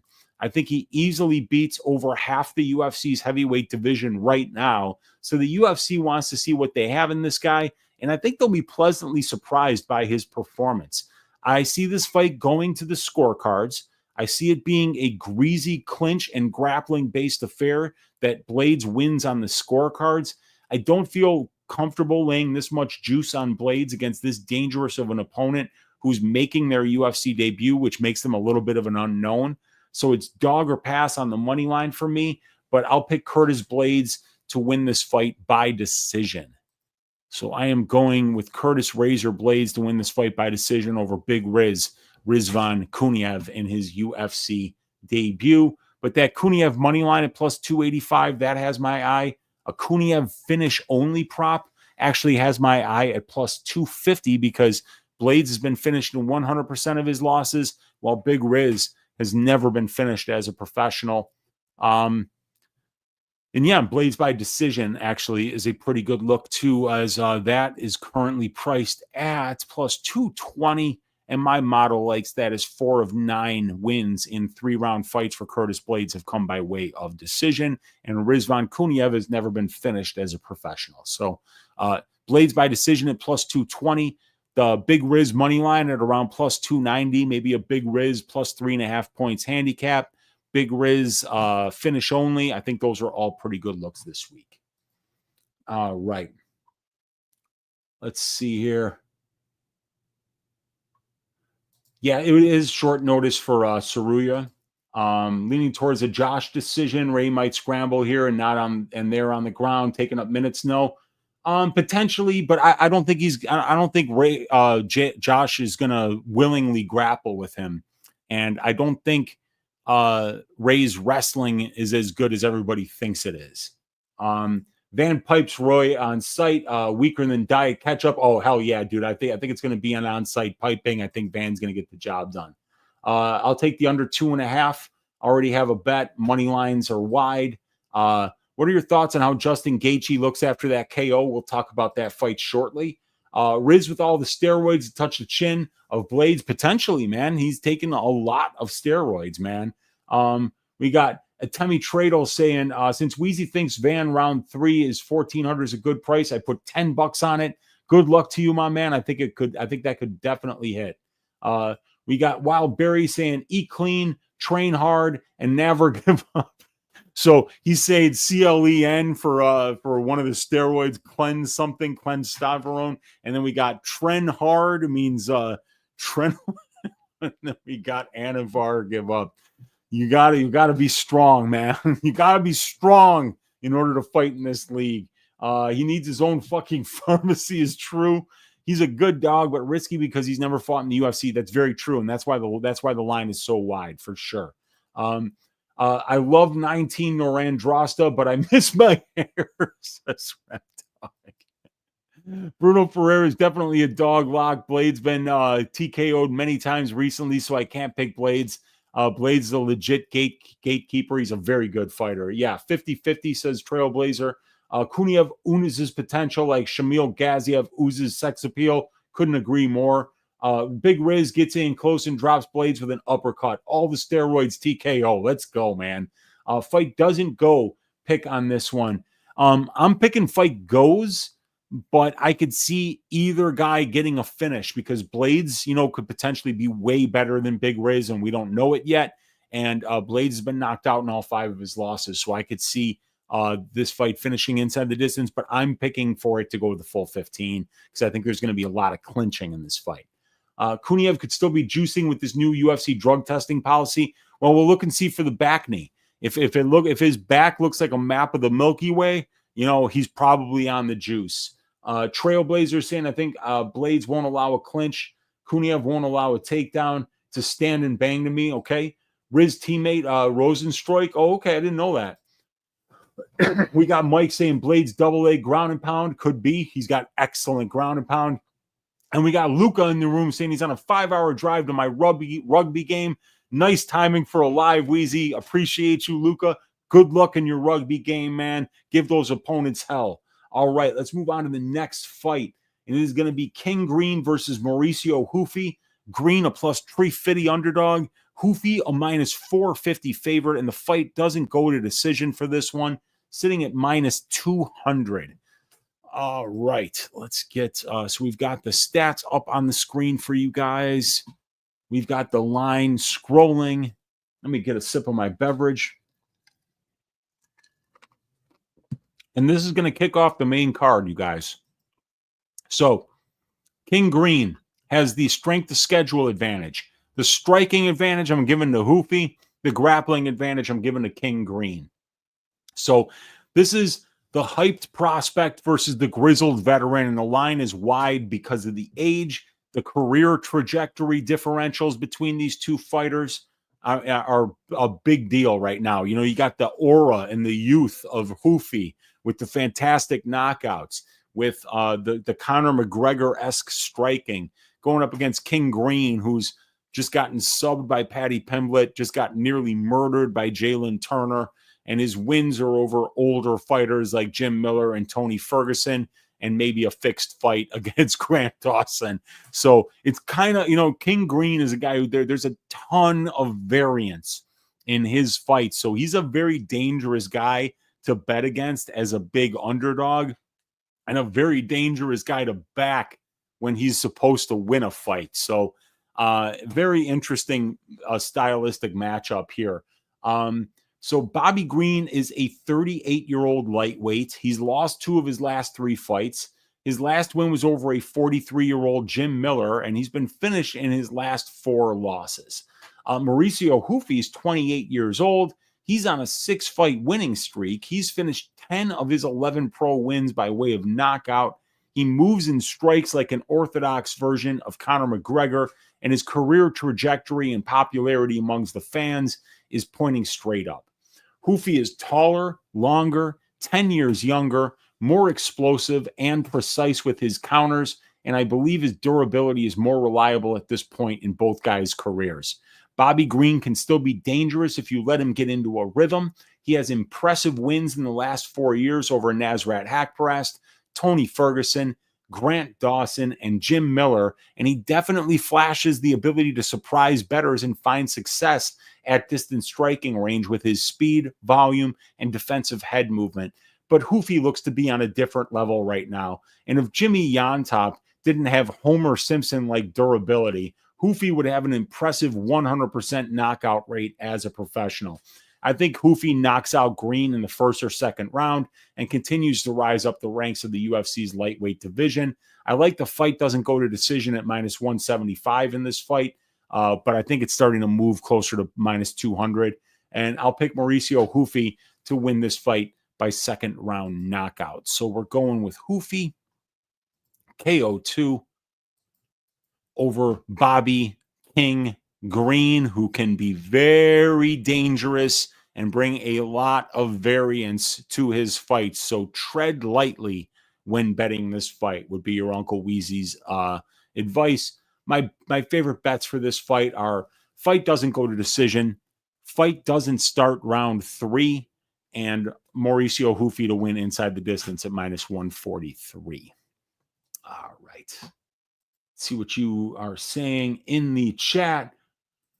Mike D saying Ruffy by murder. Yeah, that's probably how it's going to happen. Trailblazer saying if Green could take a punch, he has the volume plus Ruffy gases, but Green can't take a punch anymore, and he's getting KO'd.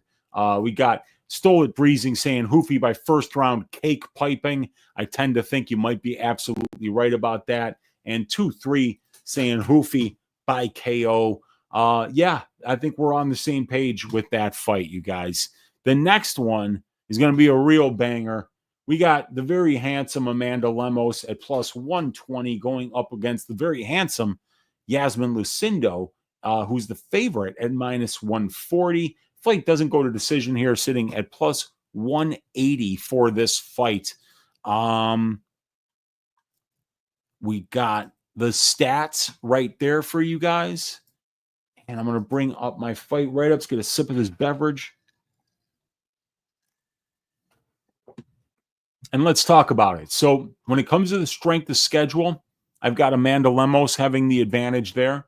When it comes to the striking, I have Amanda Lemos having the advantage there. And when it comes to the grappling, I'm going to give Iasmin Lucindo the advantage there, as she's winning 81.5% of the control time positions in her fights, while Amanda Lemos is winning 28.6%. So Amanda's been a net minute loser in the grappling exchanges, while Lucindo's been a net minute winner. So I'm rating Lucindo as the fighter more likely to win minutes and moments in the grappling exchanges here. So Lemos is 1 inch taller. She's the southpaw in this southpaw versus orthodox matchup. She has more UFC experience than Iasmin Lucindo. She's got the UFC strength to schedule advantage. She is the better finisher at this level, and she's got a big striking advantage, in my opinion. Iasmin Lucindo, though, is 14 and a half years younger than Amanda Lemos. She's got a 1 inch reach advantage. She has the pro experience advantage with 3 more fights and 70 more minutes of cage time in 3 less years as a professional. So Iasmin's been the more active fighter as a professional. She's a hot fighter right now with a positive career trajectory as Lucindo, and she has the grappling advantage in this fight. So this is another prospect versus veteran matchup. The veteran in Lemos has the UFC experience and strength to schedule advantages. She's the more dangerous and powerful striker. But the prospect in Lucindo is 14 years younger. She has actually more professional experience, which is very strange to see a 23-year-old fighter have more pro experience than the 37-year-old fighter. But you could see right here, Lemos 19 pro fights, Lucindo 22, and Lucindo with about 70 more minutes of cage time. So that's very rare to see that combination of a fighter being 14 years younger and more experienced as a professional. So, and also Iasmin Lucindo has a positive career trajectory, and she's been more active, and I favor her ability to win minutes and moments in the grappling exchanges of this fight. I think the fight comes down to where it takes place. Iasmin has been just as good of a minute winner with her wrestling and top control as Lemos has been with her striking. So if Lemos can stuff the takedowns, stay out of the clinch, and display her superiority on the feet, I think she's going to get the win. While if Lemos gets too sloppy and wings too wide of hooks, then I could see Lucindo getting into the clinch, finding body lock takedowns, and then winning minutes with top control and ground and pound while looking to win moments with her opportunistic Brazilian jiu-jitsu. I think the unders are a very good look for this fight. Both ladies have power on the feet and are very aggressive, and both ladies have both won and lost pro fights by submission. So these ladies are both extremely aggressive wherever the fight goes, and Lemos has elite power for the division. So I played fight doesn't go to decision at plus 190 for a full unit, because I could see a Lemos knockout or a Lucindo sub, depending on which fighter successfully implements their game plan. I can see this fight going a number of ways. Lemos knockout, Lucindo sub. I can see a bloody back and forth war where either fighter wins by decision. I think the line should be around a pick'em, or maybe Lemos as a small favorite, so it's dog or pass on the money line for me. I'll pick Amanda Lemos to win this fight by second round knockout, and I favor her UFC experience, her strength of schedule advantage, and I think her striking is going to make the difference in this fight.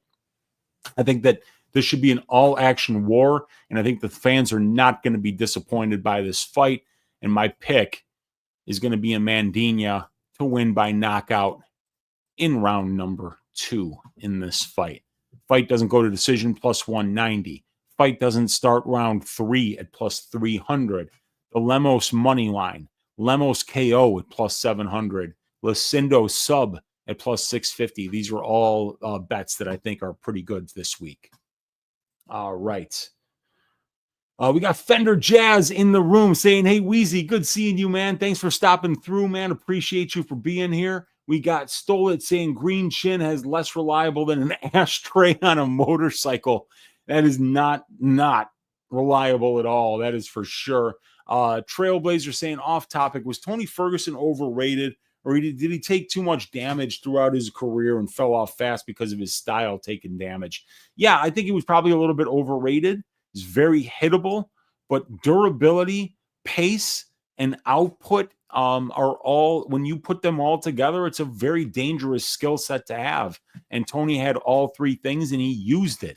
He would, Homer Simpson you early and then put a pace on you late to finish you. So, yeah, I think that kind of a style, when it stops working fast. Stole it breezing saying Lucindo wins grappling-based decision with bad spring break hair. With you on Lemos, says Fender Jazz. Angelo saying, thanks for everything you do, Weezy. You're the man. I'm going to start calling you the Hulky with how you smash these bookies. Let's get it, Angelo. Appreciate you hanging out, my man. That's an awesome picture, by the way.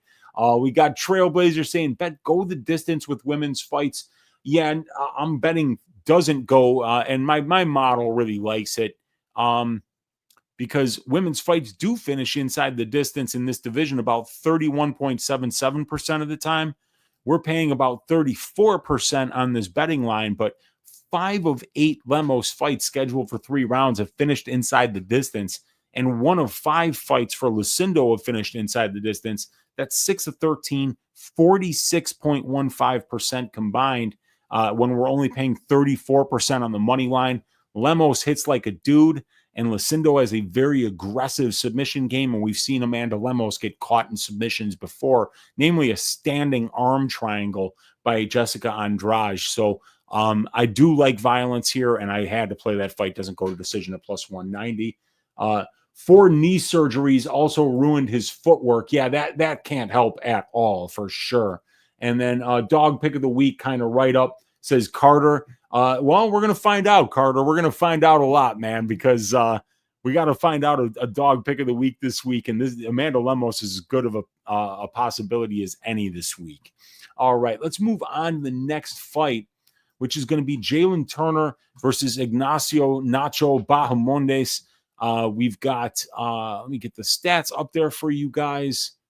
And the betting line for this fight has got Ignacio Bahamondes as a minus 133 favorite. Jalin Turner plus 113 as the underdog, and the fight doesn't go to decision here at minus 200. Could be a good bet this week, and I think a potential parlay piece because I see this fight being a car crash. So when it comes to the advantages of both fighters here, I've got Jalin Turner with the strength of schedule advantage. When it comes to the distance striking, I'm going to call it even. Both of these guys are very powerful. Both of these guys are huge for the division. Both of these guys stay very busy at range, and both of these guys are pretty hittable while they're at range. So I think that these guys are going to be well matched. Both guys do great jobs with their kicks. Both guys have got a ton of power, and both guys are very accurate with their strikes. So really looking forward to seeing how this one plays out on the feet. When it comes to the grappling, I'm going to give a slight advantage to Jalin Turner here, who's going to be who's going to have a 2-inch reach advantage over Ignacio. He's the southpaw in this southpaw versus orthodox matchup. Jalin has more UFC experience. He has the UFC strength of schedule advantage, and I'm giving him a slight grappling advantage here. While Ignacio Bahamondes is 2 years younger, and he's got a durability advantage. So this fight has fight of the night written all over it. 2 all-action strikers with tons of power are going to stand and bang until someone gets served. The recency bias on Turner is bad right now. He's lost 3 of his last 4 fights. He dropped the ball as a minus 270 favorite versus Moicano, and he also lost as a minus 300 favorite versus Dan Hooker in a fight where he missed weight by 2 pounds. However, I think it's fair to say that Moicano and Hooker would both beat Bahamondes at this point in their careers. So the shift from being a minus 270 favorite in his last fight versus Moicano to being an underdog versus Bahamondes could present a value opportunity on the Jalin Turner side. Jalin is a dangerous finisher wherever the fight goes. He's finished 100% of his 14 pro wins inside the distance, 4 submissions, and 10 knockouts. And his unusual height and reach for the division can cause major problems for his opponents. Now, Ignacio Bahamondes is a hot fighter right now with a positive recency bias. He's won 5 of his last 6 fights. He's finished 4 of those 5 wins in the first or second round, and he's currently on a 2-fight winning streak. Ignacio's lone setback over that stretch came when he was priced as a minus 225 favorite versus Ludovic Klein back in August of 2023, a fight he lost by unanimous decision. I think that these guys are well matched, but Turner is a southpaw with a 2-inch reach advantage. He has more UFC experience against the better brand of competition, and the last time we saw Bahamondes lose, it was against a southpaw with fast, powerful hands that could mix in the wrestling in Ludovic Klein. So Bahamondes has looked really good lately, but Jalin Turner is a big step up in competition from Rong Zhu, Trey Ogden, Christos Yagos, and Manuel Torres. So I feel the negative recency bias on the Turner side combined with the positive recency bias on the Bahamondes side presents an opportunity on the Turner money line due to the fact that I think Turner should be the fighter who is slightly favored in this matchup.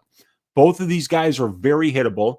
Both guys have serious power, and both guys have dangerous submission games due to their unusual length for the division. So I see somebody getting served here. I like the unders in this fight, and I think I will have to play the Turner money line due to the value that I think it presents.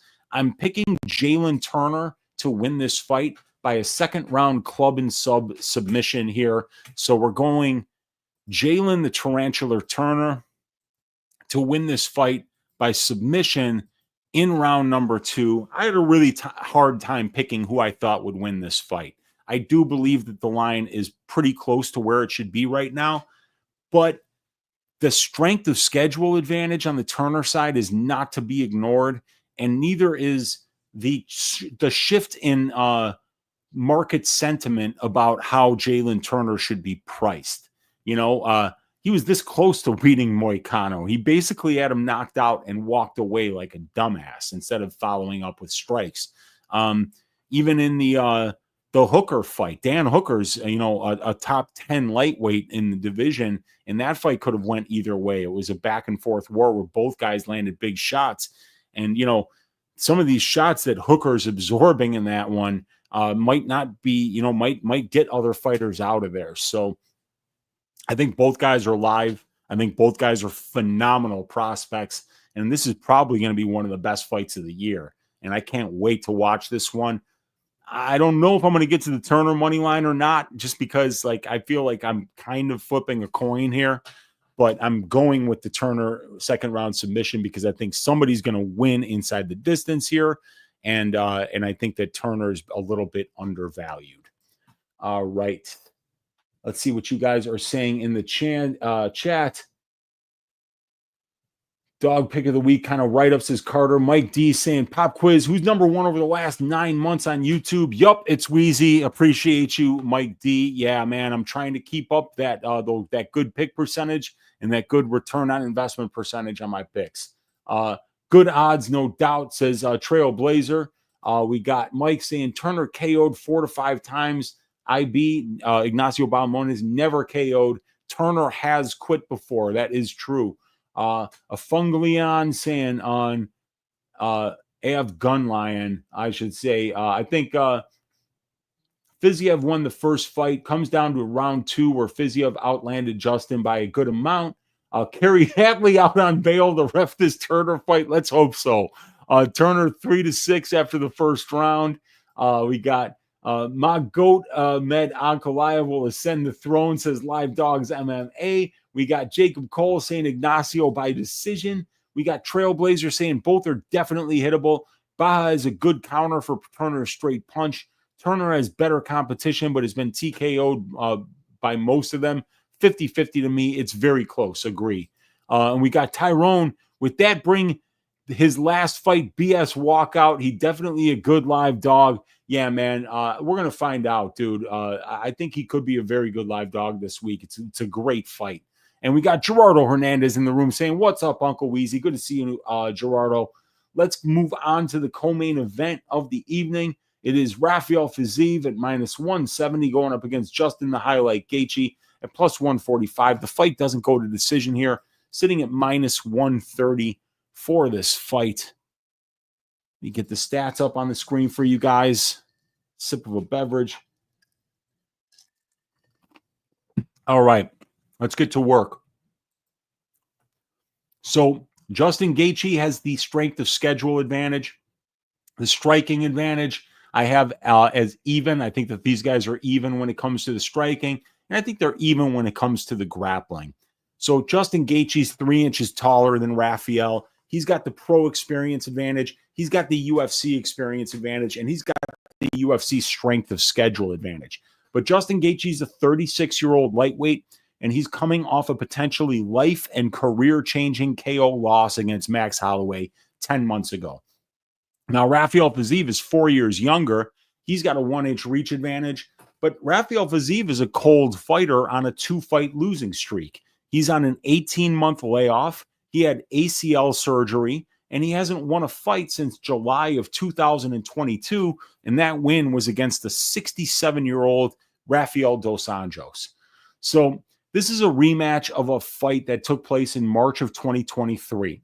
Justin Gaethje won a unanimous decision as a +190 underdog in what was a very close fight that Justin appeared to win on damage by outworking Fiziev in rounds 2 and 3. Both of these guys have some major red flags right now. Justin Gaethje's on a 10-month layoff and coming off a life-changing KO loss against Max Holloway, and Rafael Fiziev is on a 2-fight losing streak on an 18-month layoff, and he's had ACL surgery. So Fiziev has not won a fight since July of 2022. In addition, this is a 3-round fight that Fiziev took on about 2 weeks' notice. So that adds to the obstacles that are in Fiziev's way after such a long layoff and serious injury. Justin has the experience and strength of schedule advantages, and Fiziev is 4 years younger. I don't understand this line. I think it's entirely based off of the nasty footage we saw of Gaethje squirming on the canvas after getting knocked out by Holloway. But I think it's a little bit of an overreaction.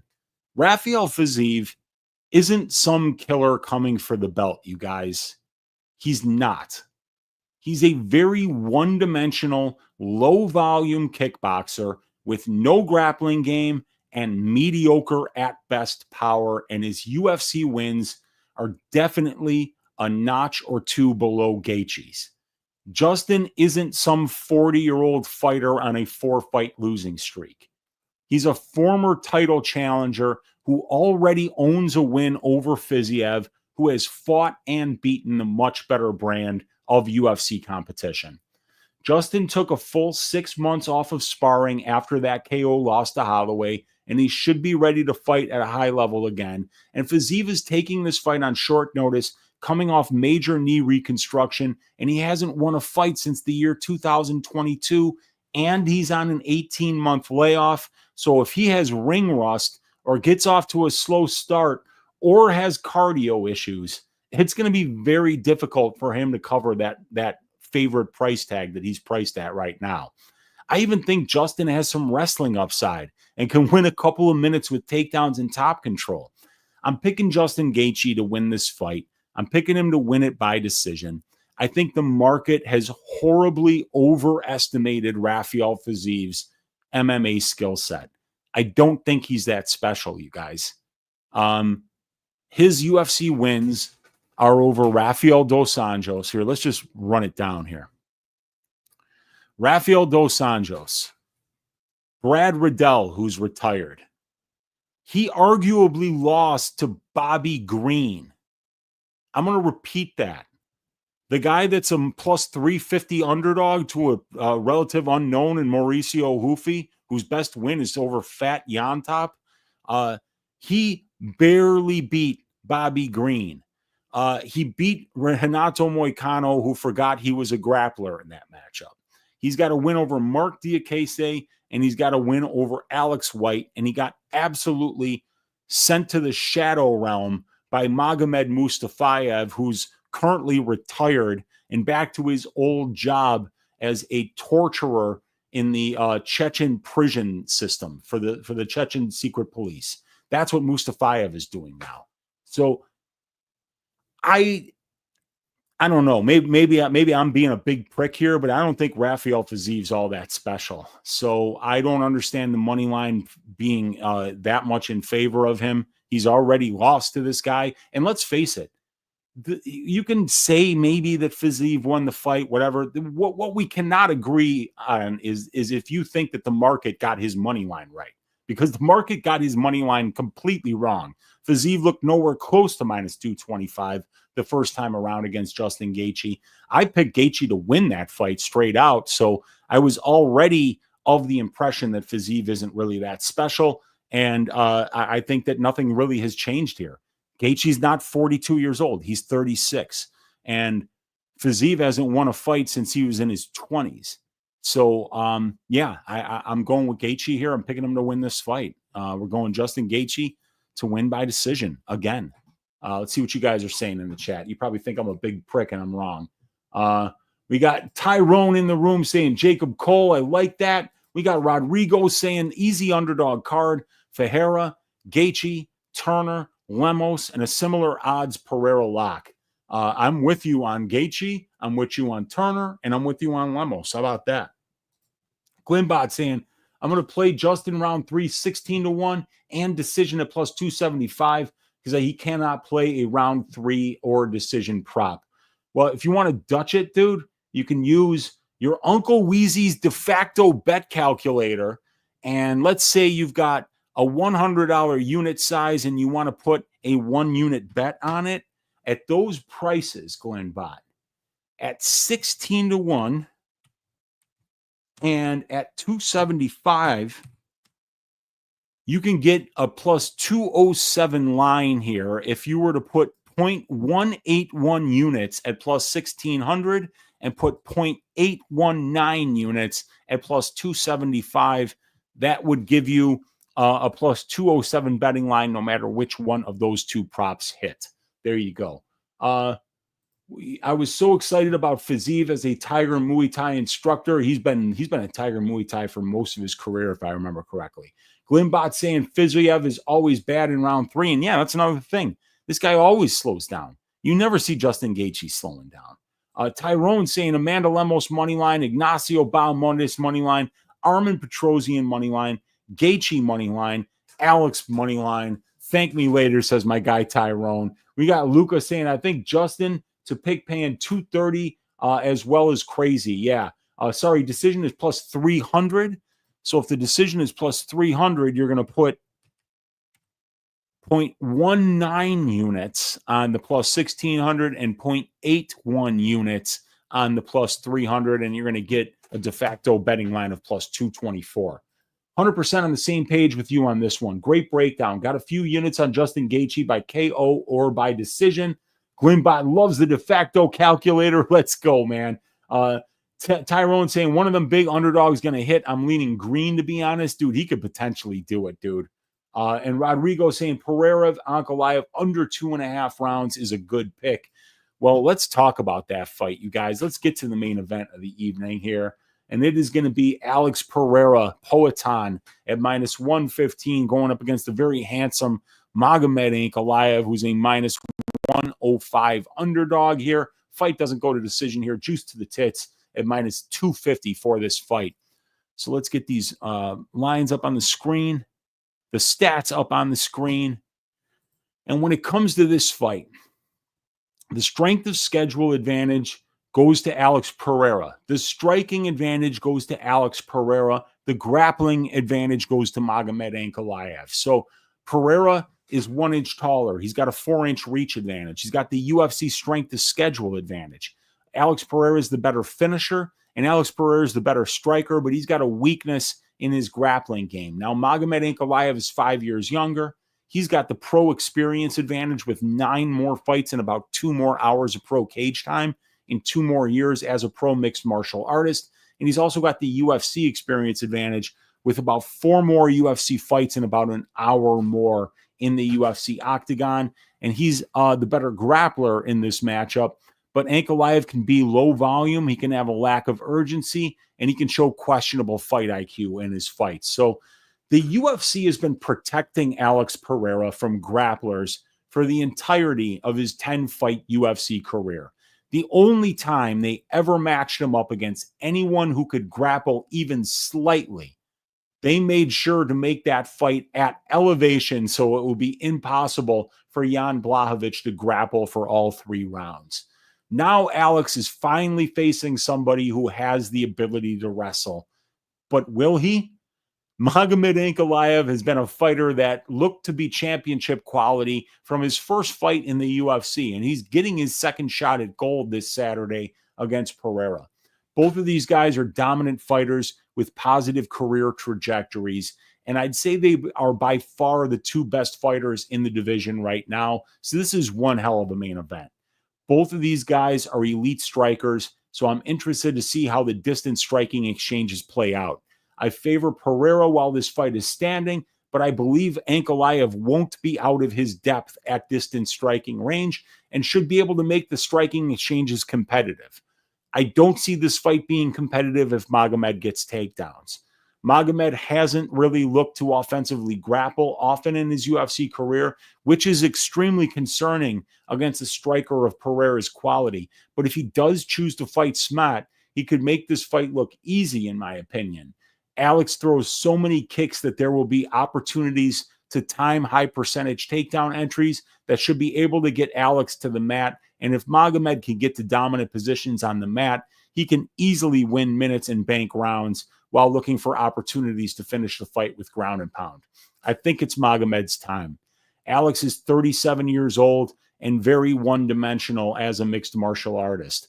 The UFC has done an excellent job of protecting him from having to grapple, but this is his 11th UFC fight, and this time he's facing a well-rounded Dagestani who, if he fights smart, should easily be able to get takedowns whenever he wants them. Magomed is not out of his depth at distance striking range, but Alex Pereira is out of his depth when this fight gets to the mat. And that fake Brazilian Jiu-Jitsu black belt he bought out of a vending machine is not going to help him once Magomed gets on top of him.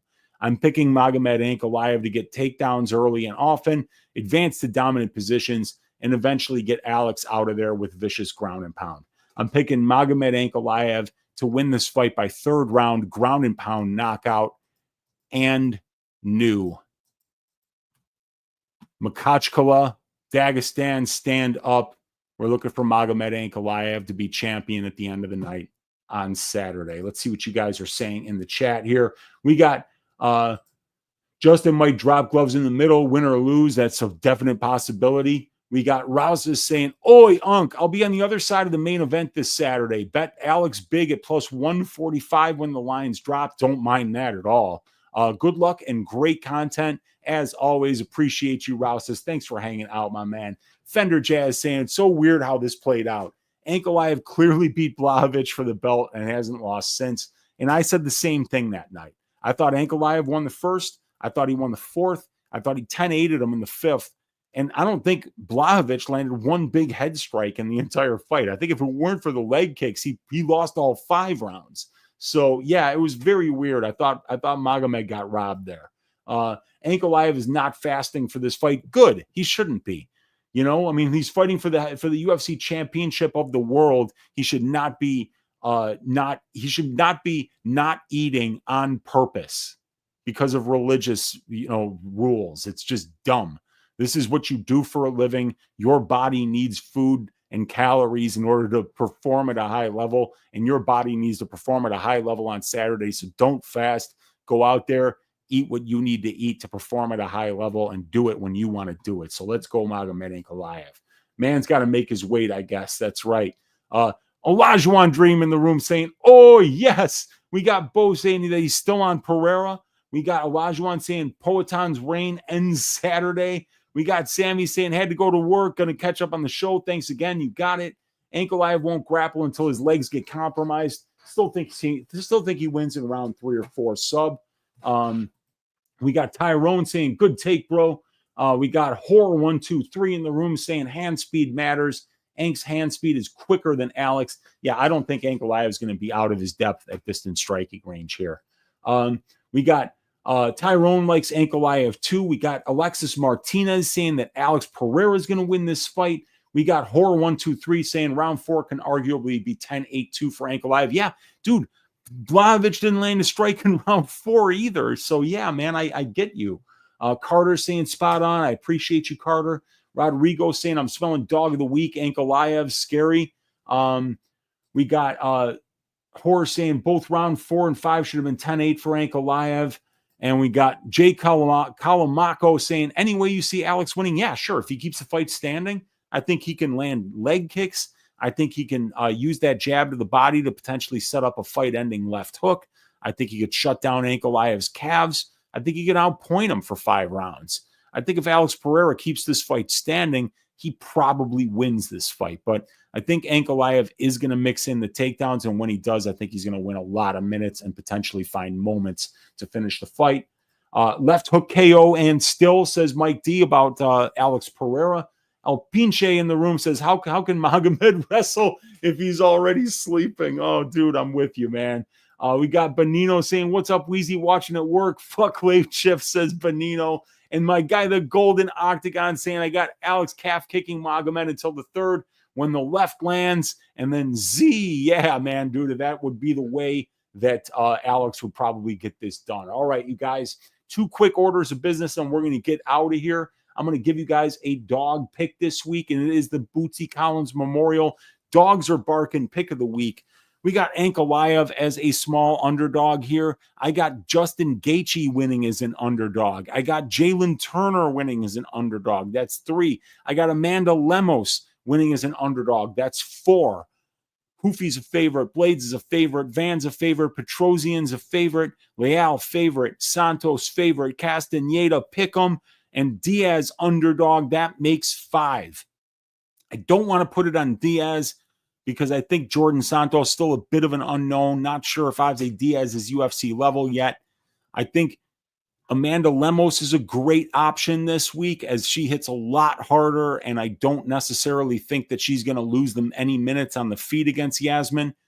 Jalin Turner, I'm a little bit worried about him. That's more of a value play than I'm just going to think he's going to flat out beat Ignacio. Justin Gaethje against Rafael Fiziev is a little bit more of a stay away for me. And Ankalaev, I have a money line bet on, but he's not a big underdog. So this week's underdog of the week is going to be the Amanda Lemos money line at plus 120. I got her winning and winning violently here. I like fight doesn't go to decision, and I will have a money line play on the Amanda Lemos money line this week, which leaves us with 1 order of business left in the week, and that is your Uncle Weezy's ass shaving of the week. Who's going to win and do so in violent fashion? And not only that, but do it at a price where we can profit from it.